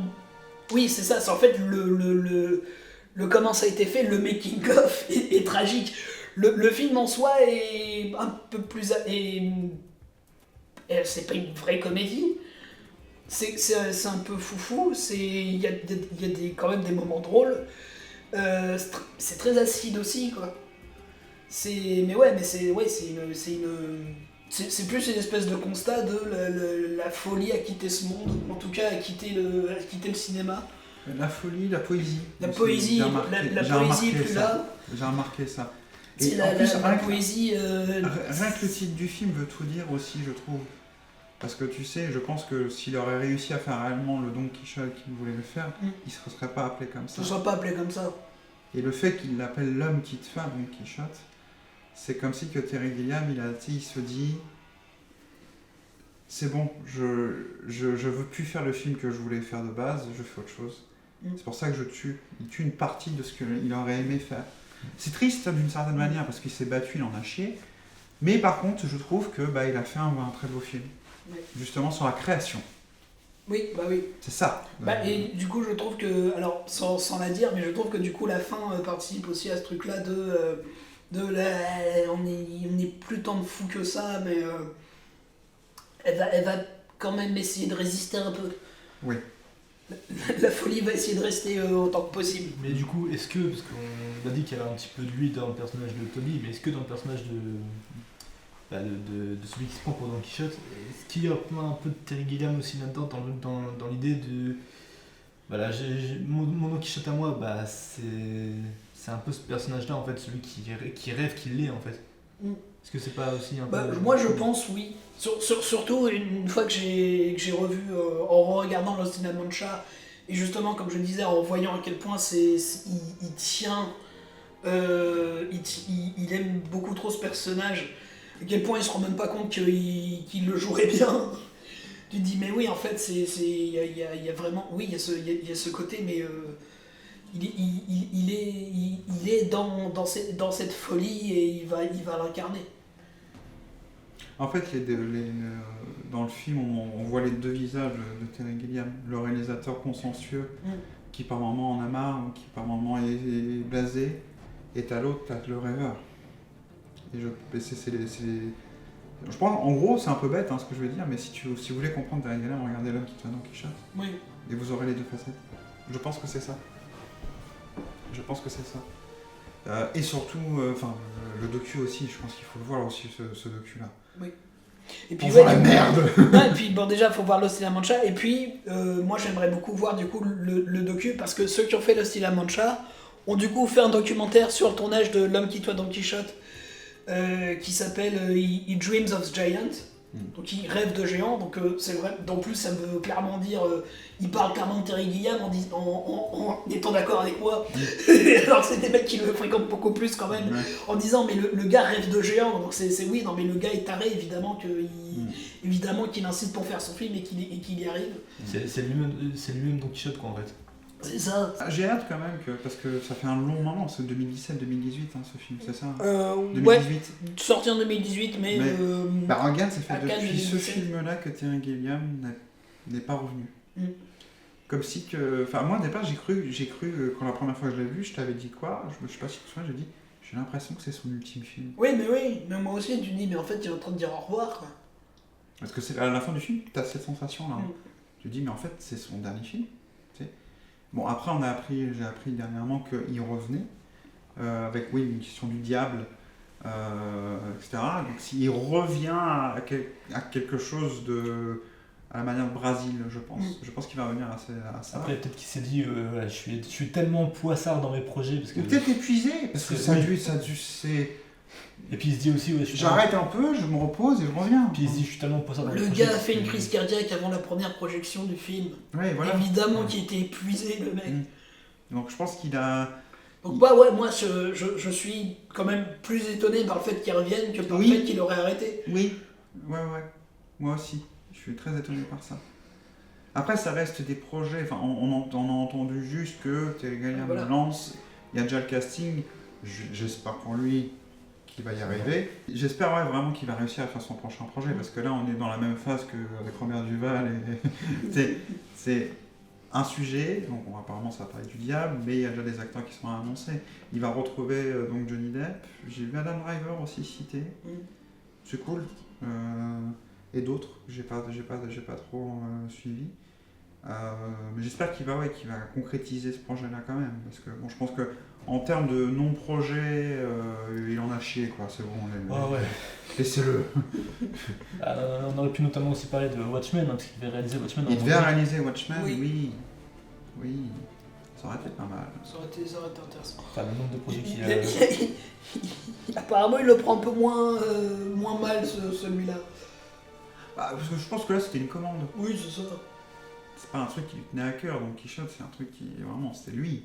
On revient à ça. Je pense que Watchmen, bon voilà. Tiens, N'empêche, Robin Williams et puis Schwarzenegger dans le film, ça aurait été quelque chose. arrête Schwarzenegger dirigé par Terry Gilliam, je dis oui. Mais je dis oui à mort. Hein. Ou bah tiens, regarde, on peut pas. Tiens, tu parles de film de super-héros, regarde le Justice League de George Miller. Je l'ai encore là. Voilà. Vous avez entendu la sonnerie de mon chez-moi retentir. Salut, je suis Richard, et voici Kevin. Et les deux ont changé d'un coup. Kevin a grandi. Et il a perdu ses cheveux aussi. Ouais. Et Richard a rapetissé. Et a de nouveau les cheveux longs. Parce que Richard avait les cheveux longs. Attends. Ça, je veux Ah ouais? Oui, Oh, je veux voir ça. Richard avait les cheveux longs. Ça lui allait très bien d'ailleurs. Merci. Ah oui, ça t'allait très bien. Donc Richard, en fait, il a laissé sa place, il est juste derrière, il est juste là. Je suis là. Je me confirme, c'est moi. Voilà. Et donc voilà, nous accueillons nous accueillons Julien. t'embrouille. Ça, il est pas trop fan. Attends, je vais voir si je mets. Donc nous accueillons Julien, comment vas-tu Julien? Bah écoute, ça. Ça va. Ouais, ça va. Ça va, ça Prêt va. à parler d'un film qui n'existe pas. Ouais, bon, bah, j'avoue que. Et t'as choisi le plus récent, mine de rien, qui a fait grand bruit. Ah ouais? Bah, il y avait beaucoup d'attentes. Beaucoup d'attentes. Ah bah, moi aussi, et même encore plus que de ce que j'ai découvert. Enfin, découvert. J'ai pas découvert grand chose non plus, mais j'ai découvert des choses. Et tu vas nous parler de quel film? Du film avorté, le projet de Alien, celui qu'on surnomme Alien 5 pour la plupart des gens. Donc, parce que moi, il faut savoir que je suis un grand fanat de cette saga, qui est Alien. Et non la série, par contre. C'est un dommage. Rassure-moi, tu n'es pas fan de tous les films dans la saga quand même. Alors, non, mais c'est assez compliqué chez moi, on va dire. C'est-à-dire qu'il y a des films que j'adore, mais je les accepte pas forcément dans la timeline. Comme il y en a d'autres que non, je ne peux pas blairer du tout. Hein. Merci Ridley Scott avec ton Alien Covenant et ton Prometheus. Hein. Même si j'ai pu malgré tout relever quelques bonnes idées dans Prometheus, mais non, il n'y a rien qui va dedans. Le gros est vraiment nul. Je veux dire, pour soi-disant un film qui était censé aller justement sur les origines du xénomorphe, comme il l'a vendu justement, ce qui a fait que, en effet, le projet que je vais parler a été avorté. Merci Monsieur Ridley Scott. Parce que le projet, c'était donc du coup un projet d'un certain donc Neil Blomkamp. Même Blomkamp. Alors, Blomkamp. Alors je voudrais savoir parce que moi j'ai découvert que c'est lui qui avait fait District 9, mais District 9 c'est une trilogie, il me semble. Il y a Chappie et aussi Elysium qui en fait partie de ce. C'est pas vraiment une C'est pas tout à fait C'est pas une trilogie en fait. Non, mais c'est le même univers, il me semble. Non. Non plus. Non plus. Non, il a fait District D'accord. 9 et. Le seul point commun, c'est que c'est des films de science-fiction en fait. Voilà. D'accord, Mais parce que moi, c'est je pensais vu que on retrouve à peu près les mêmes genres de robots de Chappie dans Elysium et puis et qu'on retrouve à peu près la même ambiance dans District 9. Je Non, pensais que il c'était- a fait. Non, D'accord. c'est vraiment. Vraiment à part. Bon, du Et coup, là, tous les puristes vont rager parce que t'as dit District 9 au lieu de District 9. District 9, oh désolé pour les puristes. Et d'ailleurs, le même réal avait aussi un autre projet, je fais un petit aparté, mais Ouais. il avait le même réal, il me semble, il avait un autre projet de suite film avorté, et c'était Robocop. Ah ouais Il voulait faire Robocop 2, mais le vrai 2 pour lui. Il avait rappelé les scénaristes du premier. Il voulait absolument reprendre Peter Wheeler pour mais bon, Peter Wheeler est très âgé. Donc il a dit t'es gentil mon gars, mais ça va être un peu compliqué. Mais il voulait réellement faire Robocop 2. J'aurais bien D'accord. aimé. Une suite bis aussi. Oui. Du coup, il doit aimer les suites bis parce qu'en effet, ce projet-là, c'était aussi une suite bis, mais pas au premier Alien, mais à celui de James Cameron. Oui. Donc, ça a dû être notre 3 bis. Alors perso, j'aurais préféré, moi, parce que le 3, je le porte pas dans mon cœur du tout. Alien 3. Oh, bah, David Fincher non plus. Hein. Moi, j'aime bien. Ah, bah alors, bah. Moi, Après, je sais pas. c'est Des- on en dit plus, les goûts, les couleurs. On dit pas, en plus, le con, c'est que c'est même pas Alien 3, on dit Alien Une Cube. cube, ouais. Mais moi, je défends le 3 parce que je trouve qu'il y a des très bonnes idées, par instant. Alors oui, il y a de très bonnes Et je idées. trouve que on sent la patte de Fincher, Fincher dedans. d'une certaine manière. Mm, mm. Même si, Ah oui, même si on est tous d'accord là-dessus, Ouais. on sait que Fincher a vécu l'enfer Sur ce sur, projet. sur ce projet-là. Ça, Ouais. c'est évident. Il le renie carrément. Et il le renie. Oui, il le renie. Bah, de toute façon, il n'est pas cité dans sa bio. Hein. Ah oui, donc, Ah, il veut pas. Il veut pas. Il ouais. veut pas. Je peux comprendre. Moi, alors, moi, avant que je découvre tout ça, sur Fincher, avant que je découvre tout ce qui s'était passé, moi, j'avais vu le film, voilà, la version finie, on va dire. Et donc, quand je l'avais vu, il m'avait pas hypé du tout parce que, comment te dire, justement, cette saga, si j'y tiens beaucoup, c'est parce que c'est une saga qui mêle science-fiction et horreur avec l'espace. Moi, je suis un grand fanat de l'espace. Et justement, c'est tout ce que je ne retrouvais pas dans le 3.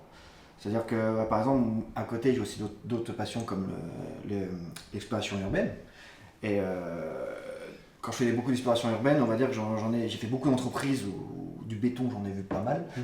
Et du coup, quand on te fait voir un film, alors certes, le premier se passe sur un vaisseau, Cameron dans le 2, c'est une colonie sur une planète, mais il arrive à te coller vraiment des décors qui font beaucoup référence au Nostromo, où tu ressens cet univers. Et d'un seul coup, le 3, tu le ressens plus, parce qu'à part juste les portes qui s'ouvrent pareil, mais le reste c'est du béton armé partout, que tu peux voir partout sur cette planète, la nôtre, je veux dire.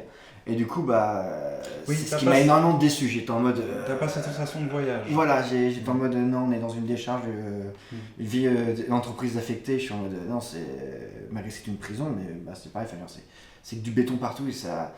C'est ça qui m'a déplu. Et après, quand j'ai appris qu'au final, l'idée c'était surtout parce que les producteurs ils voulaient à tout prix utiliser les nouvelles techniques de CGI qui étaient arrivées. On a vu ce que ça donnait sur l'Alien. On va dire que le film a très mal vieilli au niveau de l'Alien. Ça fait un point, ouais, ça fait un En fait, dès qu'on le voit. Parce qu'après, il disait que j'ai bien aimé, c'est en effet l'idée qu'on voit l'Alien en mode subjectif. C'est-à-dire que c'est nous, on grimpe sur le mur. Ça fait partie des choses que j'aime beaucoup. J'aime beaucoup. Et donc ce Alien Ouais. Donc 3 bis. 3 bis, c'est ça. Oui, parce que en fait, le réalisateur, il faut savoir qu'il est pareil, il n'est pas fan du 3 ni du 4. Le 4, je peux comprendre. Le 4, alors j'adore Jean-Pierre Jeunet, mais j'avoue que le 4 aussi, je l'aime beaucoup, je prends plaisir à le voir, surtout la version longue et alternative, qui est intéressante. Mais je le considère pas comme dans la Continuité. voilà, dans sa timeline, le 3 et le 4 pour moi, ils n'existent pas. En général, c'est boum. Tu vois, il y en a qui ont gueulé sur Romulus, mais j'ai préféré Romulus. Oh, il y a des bonnes idées. Qui a de très bonnes idées, j'ai préféré Romulus au niveau de ça. Et du coup, il y a une aile, donc Blomkamp, si je l'ai bien dit. Oui. Merci. C'est pas simple. Non, c'est pas simple. Non, j'avoue que Le réalisateur de District 9. Voilà, District 9. Donc du coup, quel est ce projet? Et donc du coup, en plus, il avait pareil, comme tu disais, il voulait reprendre Sigourney Weaver et dans le rôle de Ripley, ainsi que le retour de Corporal X, qui était joué donc Michael par Biehn. Michael Biehn. Et donc du coup, c'était vraiment une suite où là, ils avaient survécu aux aliens. Et en fait, si j'ai bien compris, ils avaient trouvé une façon de créer un prototype alien, donc justement Ripley aurait pu mettre cette combinaison justement pour après aller poutrer du alien. Oui, voilà, c'est Voilà, ça, oui. clairement. Il y a eu des artbooks, parce que du coup, ouais, le film, je suis même pas sûr qu'il y ait eu un scénario, et beaucoup de gens faut voir surtout les artbooks qui avaient été dessinés. Alors, t'as Sigourney Weaver, Michael Biehn et James Cameron qui ont dit qu'il y avait un scénario qu'ils l'ont adoré. T'as Ridley Scott qui a dit qu'il n'y avait pas de scénario, il y avait juste un traitement de 10 pages. Traitement de 10 pages, ok, ouais. Qui croit Plus enclin à croire. Moi je suis plus à croire Sigourney, surtout que je suis tombé sur des vidéos où on la voit faire des interviews, qu'elle est arrivée en replay justement pour faire plaisir aux fans, qu'elle était en limite de vendre déjà le projet sur des plateaux. Et on sait très bien que Ridley Scott il voulait à tout prix récupérer son bébé, puis il avait déjà en tête son Prometheus et puis son Alien, qui s'appelait à l'époque Alien Projet 0. qui était assez chelou comme nom. Donc non, pour cette réponse, je pense qu'on peut plutôt croire Sigourney Weaver en général. Oui, Mais ouais. tout ça, c'est arrivé après la Ah. sortie de Prometheus. En fait, Prometheus était déjà sorti depuis un moment. J'avoue que je n'ai pas eu l'occasion Oui, de en regarder, fait, c'est c'était à cause de convenance. Ouais. C'est après Chappie, justement, qu'il en a parlé. Comme il y avait Sigourney Weaver dans Chappie, il en a parlé Ah, Sigourney Weaver, directement à Sigourney Weaver. Même justement les artbooks sur grand écran, donc on peut voir cette espèce de exosquelette qui fait que Sigourney se met dedans, et en effet on voit bien que c'est fait à partir de l'alien. Donc ça va être intéressant. Après moi heureusement je n'ai pas réussi à trouver le scénario réel, je sais juste que c'était vraiment ils survivaient aux aliens et après ils arrivaient à concevoir en fait un prototype à partir un exosquelette D'Alien, ouais. d'Alien. Ouais. Donc après Je pense que le scénario il est bouclé quelque part dans les studios de Disney maintenant. voilà c'est ça. Et aussi, on voyait aussi, donc, je sais plus comment elle s'appelle, la petite fille. Newt. Newt. Newt Elle était là aussi, elle était ouais. là-dedans. Elle était dedans. D'accord, parce que du coup. Il y avait des rumeurs pour Emma Stone ou Oui, Jennifer Lawrence. il y avait Newt. D'accord. Et du coup, le studio a tranché, ils ont préféré continuer avec la timeline de Ridley Scott que d'aller sur le projet de Neil. Merci. Merci. Bah, Ouais. Je dirais plutôt, c'est plutôt probablement surtout Ridley Scott qui a dû faire, Des pieds et des mains, ouais, pour. faire pression surtout, parce que Il a fait son kick nerveux quoi. Ouais. le problème de Ridley Scott, c'est qu'il croit dur comme fer que Alien c'est son bébé, c'est à lui. Ce qui est Ouais. faux. Alors, ouais, parce qu'en fait, c'était un réalisateur qui était appelé de base par la production, parce qu'ils avaient un scénario. Non, enfin, c'est surtout aussi, c'est que je pense que Alien fait partie des créations, mais vraiment il n'y a pas qu'une seule personne, il y en a eu plusieurs. Oui, puis comme dit Julien, c'est vrai qu'il a été appelé quoi. Il a Parce été que appelé. Ils et avaient tout en- envisagé à la base Walter Hill quoi, mais Ouais, Walter donc Hill là, il donc n'était c'est pas, pas- à l'aise avec la science-fiction. Oui, donc il a dit il non. en est devenu producteur par contre. Ouais. Voilà. Et en fait, c'est un projet collectif, Alien. C'est pas une personne qui a créé l'univers Alien. Non, ouais, ça, non, parce que surtout qu'en plus, non. Et en plus, je dirais même plus loin, c'est qu'en plus, Alien vient d'un. Bon, je dis pas un remake, mais la base d'Alien, c'est un autre film, et c'est un film italien. Ah ouais. La base d'Alien, oui, c'est ça. Bon, le titre français est nul, mais ça s'appelle la planète des vampires, il n'y a pas de vampires. Mais de Mario Bava. Ouais, que Nicolas Winding Refn a mis des pieds et des mains pour le faire restaurer Oui. en 4K, c'est Oui. pour ça que je l'avais découvert. Et en effet, j'avais été surpris par le titre, parce que ça s'appelle La planète des vampires. En effet, il n'y a Il n'y a pas de vampires. pas de vampires dedans. Mais- c'est une mauvaise Il y a traduction. il y a un peu Starman aussi. Il y a un peu Starman, mais Non, là- pas Starman, Darkstar. Darkstar, ouais. Mais la base d'Alien, la construction et la base, Ouais, c'est la c'est la planète même. des vampires.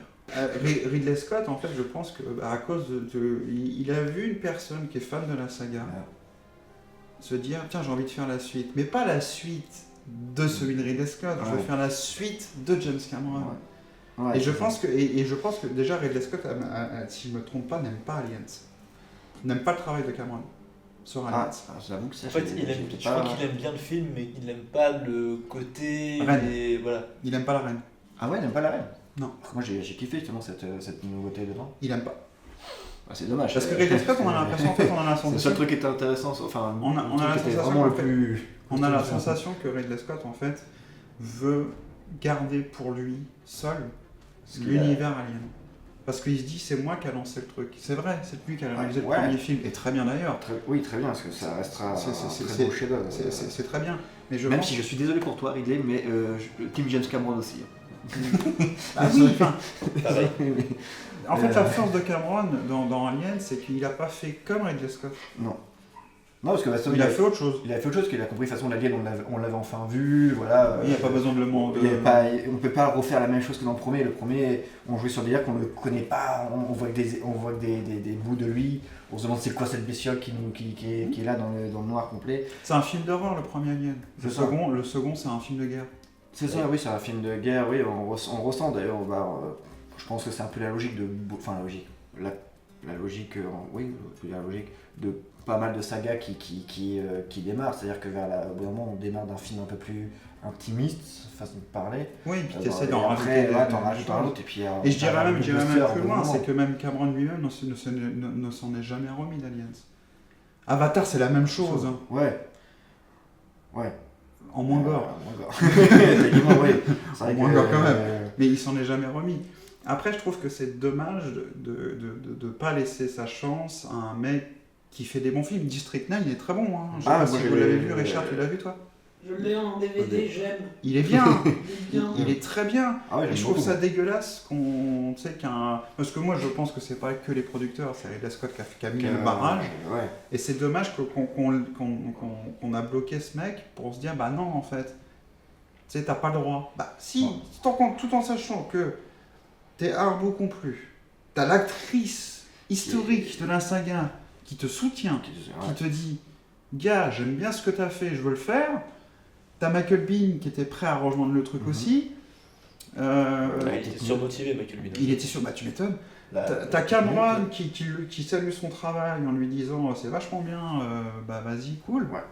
Et non. Et non, Ridley, lui. Mais Ridley, oh, je sais que tu ne t'es jamais remis du décès de ton frère, ça se ressent dans ses films.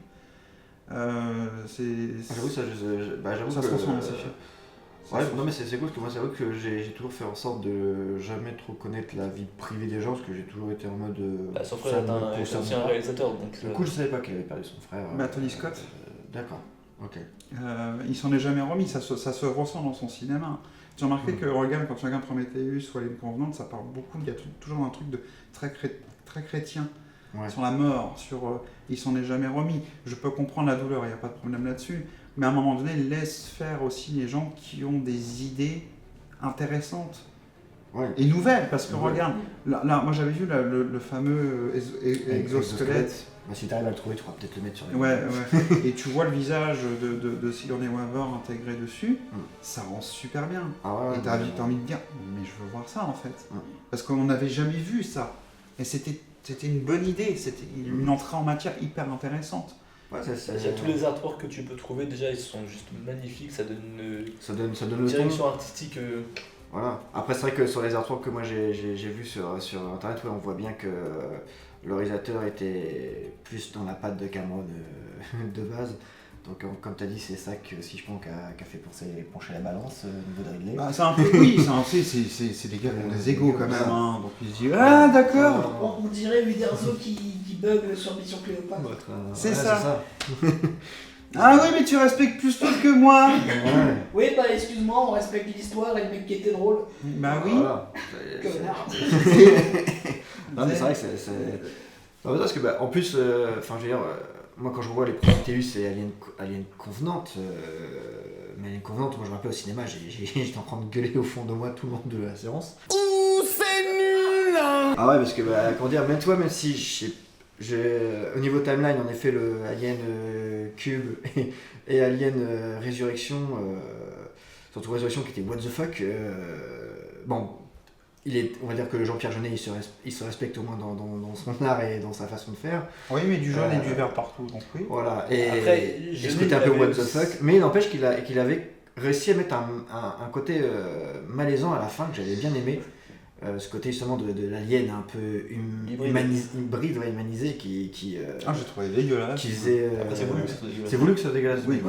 Et même quand il meurt, son regard et tout est assez. Bah, il a peur. Ouais, et on le ressent, et bah, toi ça le fait, alors que toi, les Prometheus et Alien Covenant, alors rien de nouveau. Question, est-ce que vous préférez du coup l'humain lien de Alien 4 ou le prédalien d'Alien et Predator? Ah non, le prédalien. Ah oui, Le prédalien de la fin. Ah oui, t'as voulu parler des crossovers. L'hybride. Fou. Et maintenant qu'on a Predator Badlands, c'est bon, c'est officiel que c'est les mêmes univers, hein, donc tu peux plus rien dire. Oui, c'est vrai. Mais tu sais que Badlands, il m'a surpris, j'ai plutôt passé un très bon moment devant le film. Mais du coup, la question est devenue légitime. C'est attends, est-ce qu'on préfère. Alors, moi, je vais te répondre. Mon alien préféré, c'est dans. Mauvais alien. Je vais répondre plus sérieusement à ta question. Ouais. C'est ça qu'on n'a pas répondu. Je préfère quand même l'alien hybride dans Résurrection. Pourquoi ? Parce que c'est une tentative, mine de rien, de proposer quelque chose de nouveau dans la saga. Et sans compter aussi, c'est que ça fait un effet miroir sur le personnage de Ripley calé dans... Oui, c'est cohérent dans le film. C'est cohérent, donc ça paraît logique. Maintenant, c'est peut-être le design qui... Oui, il est un peu blanchâtre. Il est un peu trop blanchâtre, en fait. Ouais. Voilà. Après, moi, je trouve qu'il fonctionne plutôt bien, même quand tu revois le film de nos jours. Je pense que ça fait un petit moment que j'ai pas revu ce film. Parce que comme je dis, ça fait partie des timelines. Oui, c'est comme tout. Hein. C'est-à-dire qu'il y en a que je préfère, évidemment. Hein. Donc, évidemment, quand tu me dis on regarde Alien, moi, les 3 premiers que je vais regarder, c'est le 1, le 2 et Alien Romulus. Il n'y a pas de souci là-dessus. Par contre, Alien Earth, en plus, j'ai appris qu'il y avait 5 saisons. Qu'est-ce que c'est que cette merde? Qu'ils arrivent à financer et avoir du public pour la 2. Ouais, mais toi, encore une fois, on parle de Neil Blomkamp. Neil Blomkamp, Je suis là qui avait un truc intéressant à faire. Et là, j'ai vu que Alien Earth, c'était aussi Ridley Scott qui faisait partie de l'un des producteurs.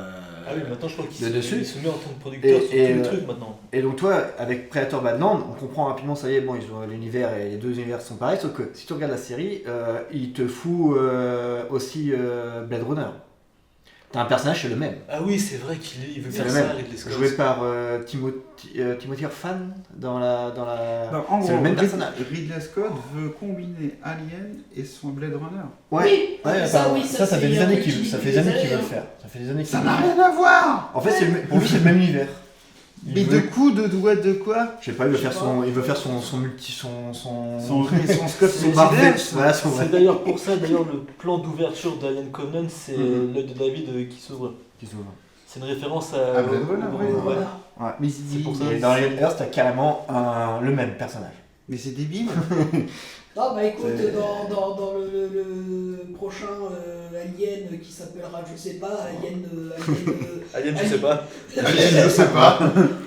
Non, bah qui va. Alien répliquant. Alien Diogène.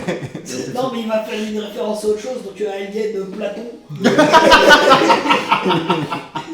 faire Alien Platon, où du coup, les mecs ils auront des nouveaux androïdes et ils vont appeler ça. J'appelle ça le prototype R. Et après qu'à la fin du film ils feront mais pourquoi R? Et bien pour répliquant. C'est vraiment ce genre de fin qu'il y a eu avec le dernier Dark Knight et avec un des James Bond. Oui, il disait ah c'est marrant votre prénom c'est Robin. Ouais. J'avoue que Tu utilises le nom et tu fais. Tu vois le perso, tu l'aimes, et après on dit le prénom et tu fais ah mais c'est ce perso là finalement, d'accord. Ou le Spider-Man de MCU c'est oh appelez-moi MJ. Non mais, enfin, ça devient ridicule. Si Ouais, Scott veut faire son Scott Universe, bah, t'as qu'à créer le tien toi-même en fait. Ouais, Prends pas ce que t'as déjà fait avant. c'est ça, Surtout crée- si ça n'a rien à voir. crée ton univers à toi. Parce que Blade Runner Alien, je vois pas ce qui colle en fait. Ça n'a rien à voir. Mais il a réussi à le faire dans la série Alien avec. Voyons, ça va être beau. Ah bah de toute façon la série est pourrie, hein, mais de A à Z. Non mais il va reprendre tous ses films aussi. Franchement je sais pas, mais. Putain le mélange avec House of Gucci va être. Ah oui mais non, mais s'il fait ça, qu'est-ce qu'il va faire de Gladiator? Oh non. Il va faire Gladiator 3, il va foutre des aliens. Non, alors surtout fais pas ça parce que t'as fait de la merde, Ridley. Et pourtant, par contre, si je dois bien te féliciter, c'est pour ton Gladiator 2 qui était plutôt très bien. Donc pour une fois, fais pas de la merde, s'il te plaît.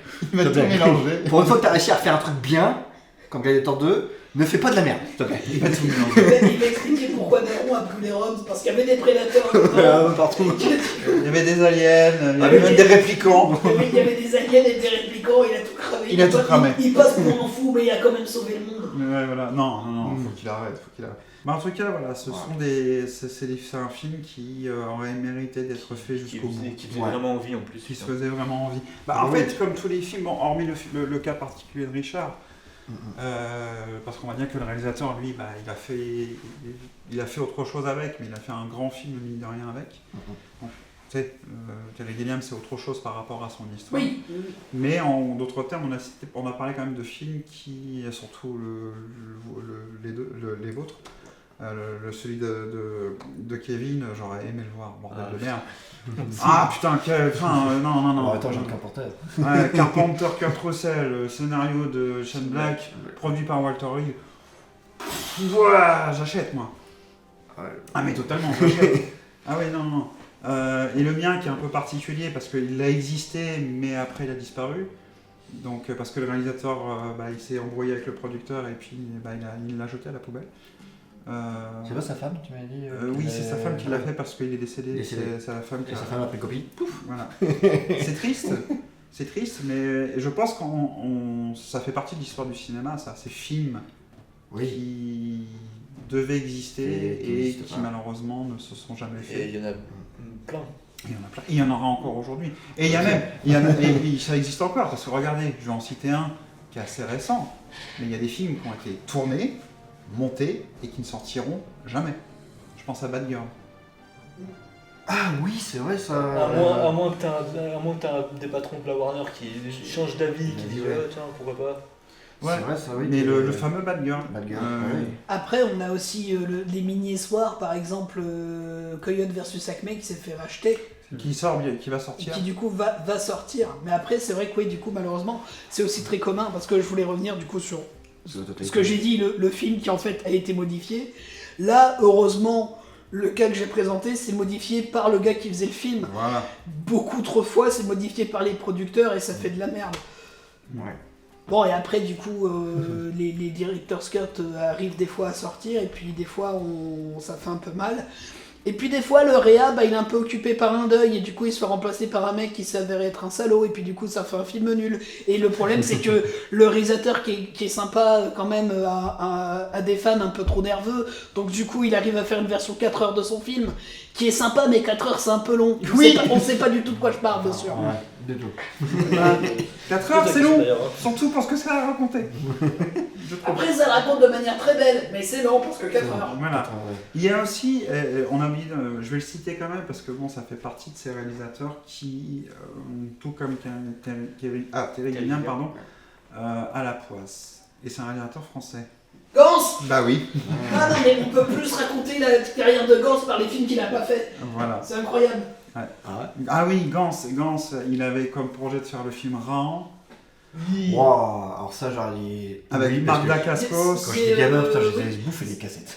Avec Marc Dacascos dans le rôle, ça aurait été... Comment il s'appelle le marin Corto Maltese. Corto Maltese, ça a été annulé le jour avant le début du tournage. Voilà. Putain, Corto Maltese, il avait toute l'équipe, il avait tout le monde, tous les acteurs. Il avait repris Marc Dacascos pour un rôle et tout ça. Il avait tout. Et le CNC, il avait demandé de l'aide du CNC et le CNC lui a refusé. Il n'a pas pu tourner. Putain. Et Fantomas aussi. Et son Fantomas aussi. Il voulait faire un vrai Fantomas, pas les versions humour de Funès, quoi, vraiment adapter les bouquins, on lui a fait une bagnette. Il y avait une magnifique affiche. Ouais, l'affiche, on voyait un F en flamme qui recouvrait Paris. Waouh. Et l'affiche avant des du rêve. L'affiche avant des du rêve. Surtout que oui, c'est vrai que Fantomas, j'en avais. Parce que moi j'avais connu ceux avec. C'est les plus connus avec De Funès. Mais en fait, de base, c'est pas. Oui, j'ai compris plus tard que c'était pas du tout comique du tout. Déjà, il y a un futur Fantomas qui est en train d'essayer de tenter de se faire parce qu'il y a une actrice qui s'est barrée. Ça commence déjà bien.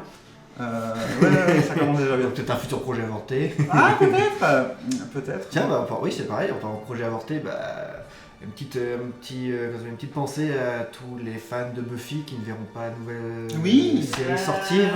Et à côté de ça, il y a des films qui auraient mérité d'être avortés. Scream 6, Scream 7.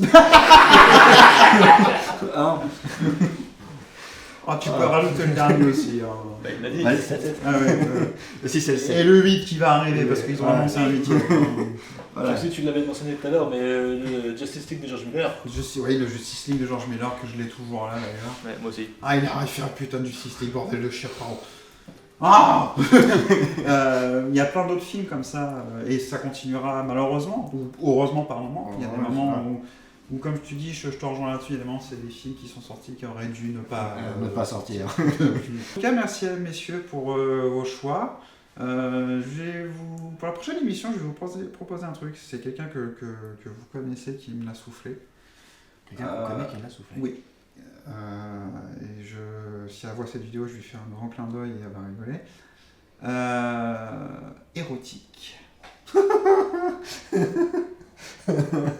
Voilà. La thématique de la prochaine émission, ce sera érotique. On vous dit à la prochaine, sûrement pour le mois prochain, pour la prochaine émission de Cinéma In. On se retrouve pour d'autres activités parce que l'asso va commencer à évoluer, va changer, il y aura des nouvelles têtes et on va se relancer dans la partie court-métrage et probablement aussi des séances spéciales. Ça va être en cours de discussion tout ça. Et voilà. aller en salle, c'est bien les salles de cinéma. C'est bien. Même chez vous aussi, c'est bien aussi. Hein. Vous êtes tranquille aussi, il n'y a pas de gens qui gueulent, mais c'est bien aussi. Ou alors aller dans des séances, mais genre, prenez ceux de 22h. Bah, c'est ce que je fais, pour ça. Et je Prenez suis soin de tranquille. vous, à la prochaine. Salut. Salut Everywhere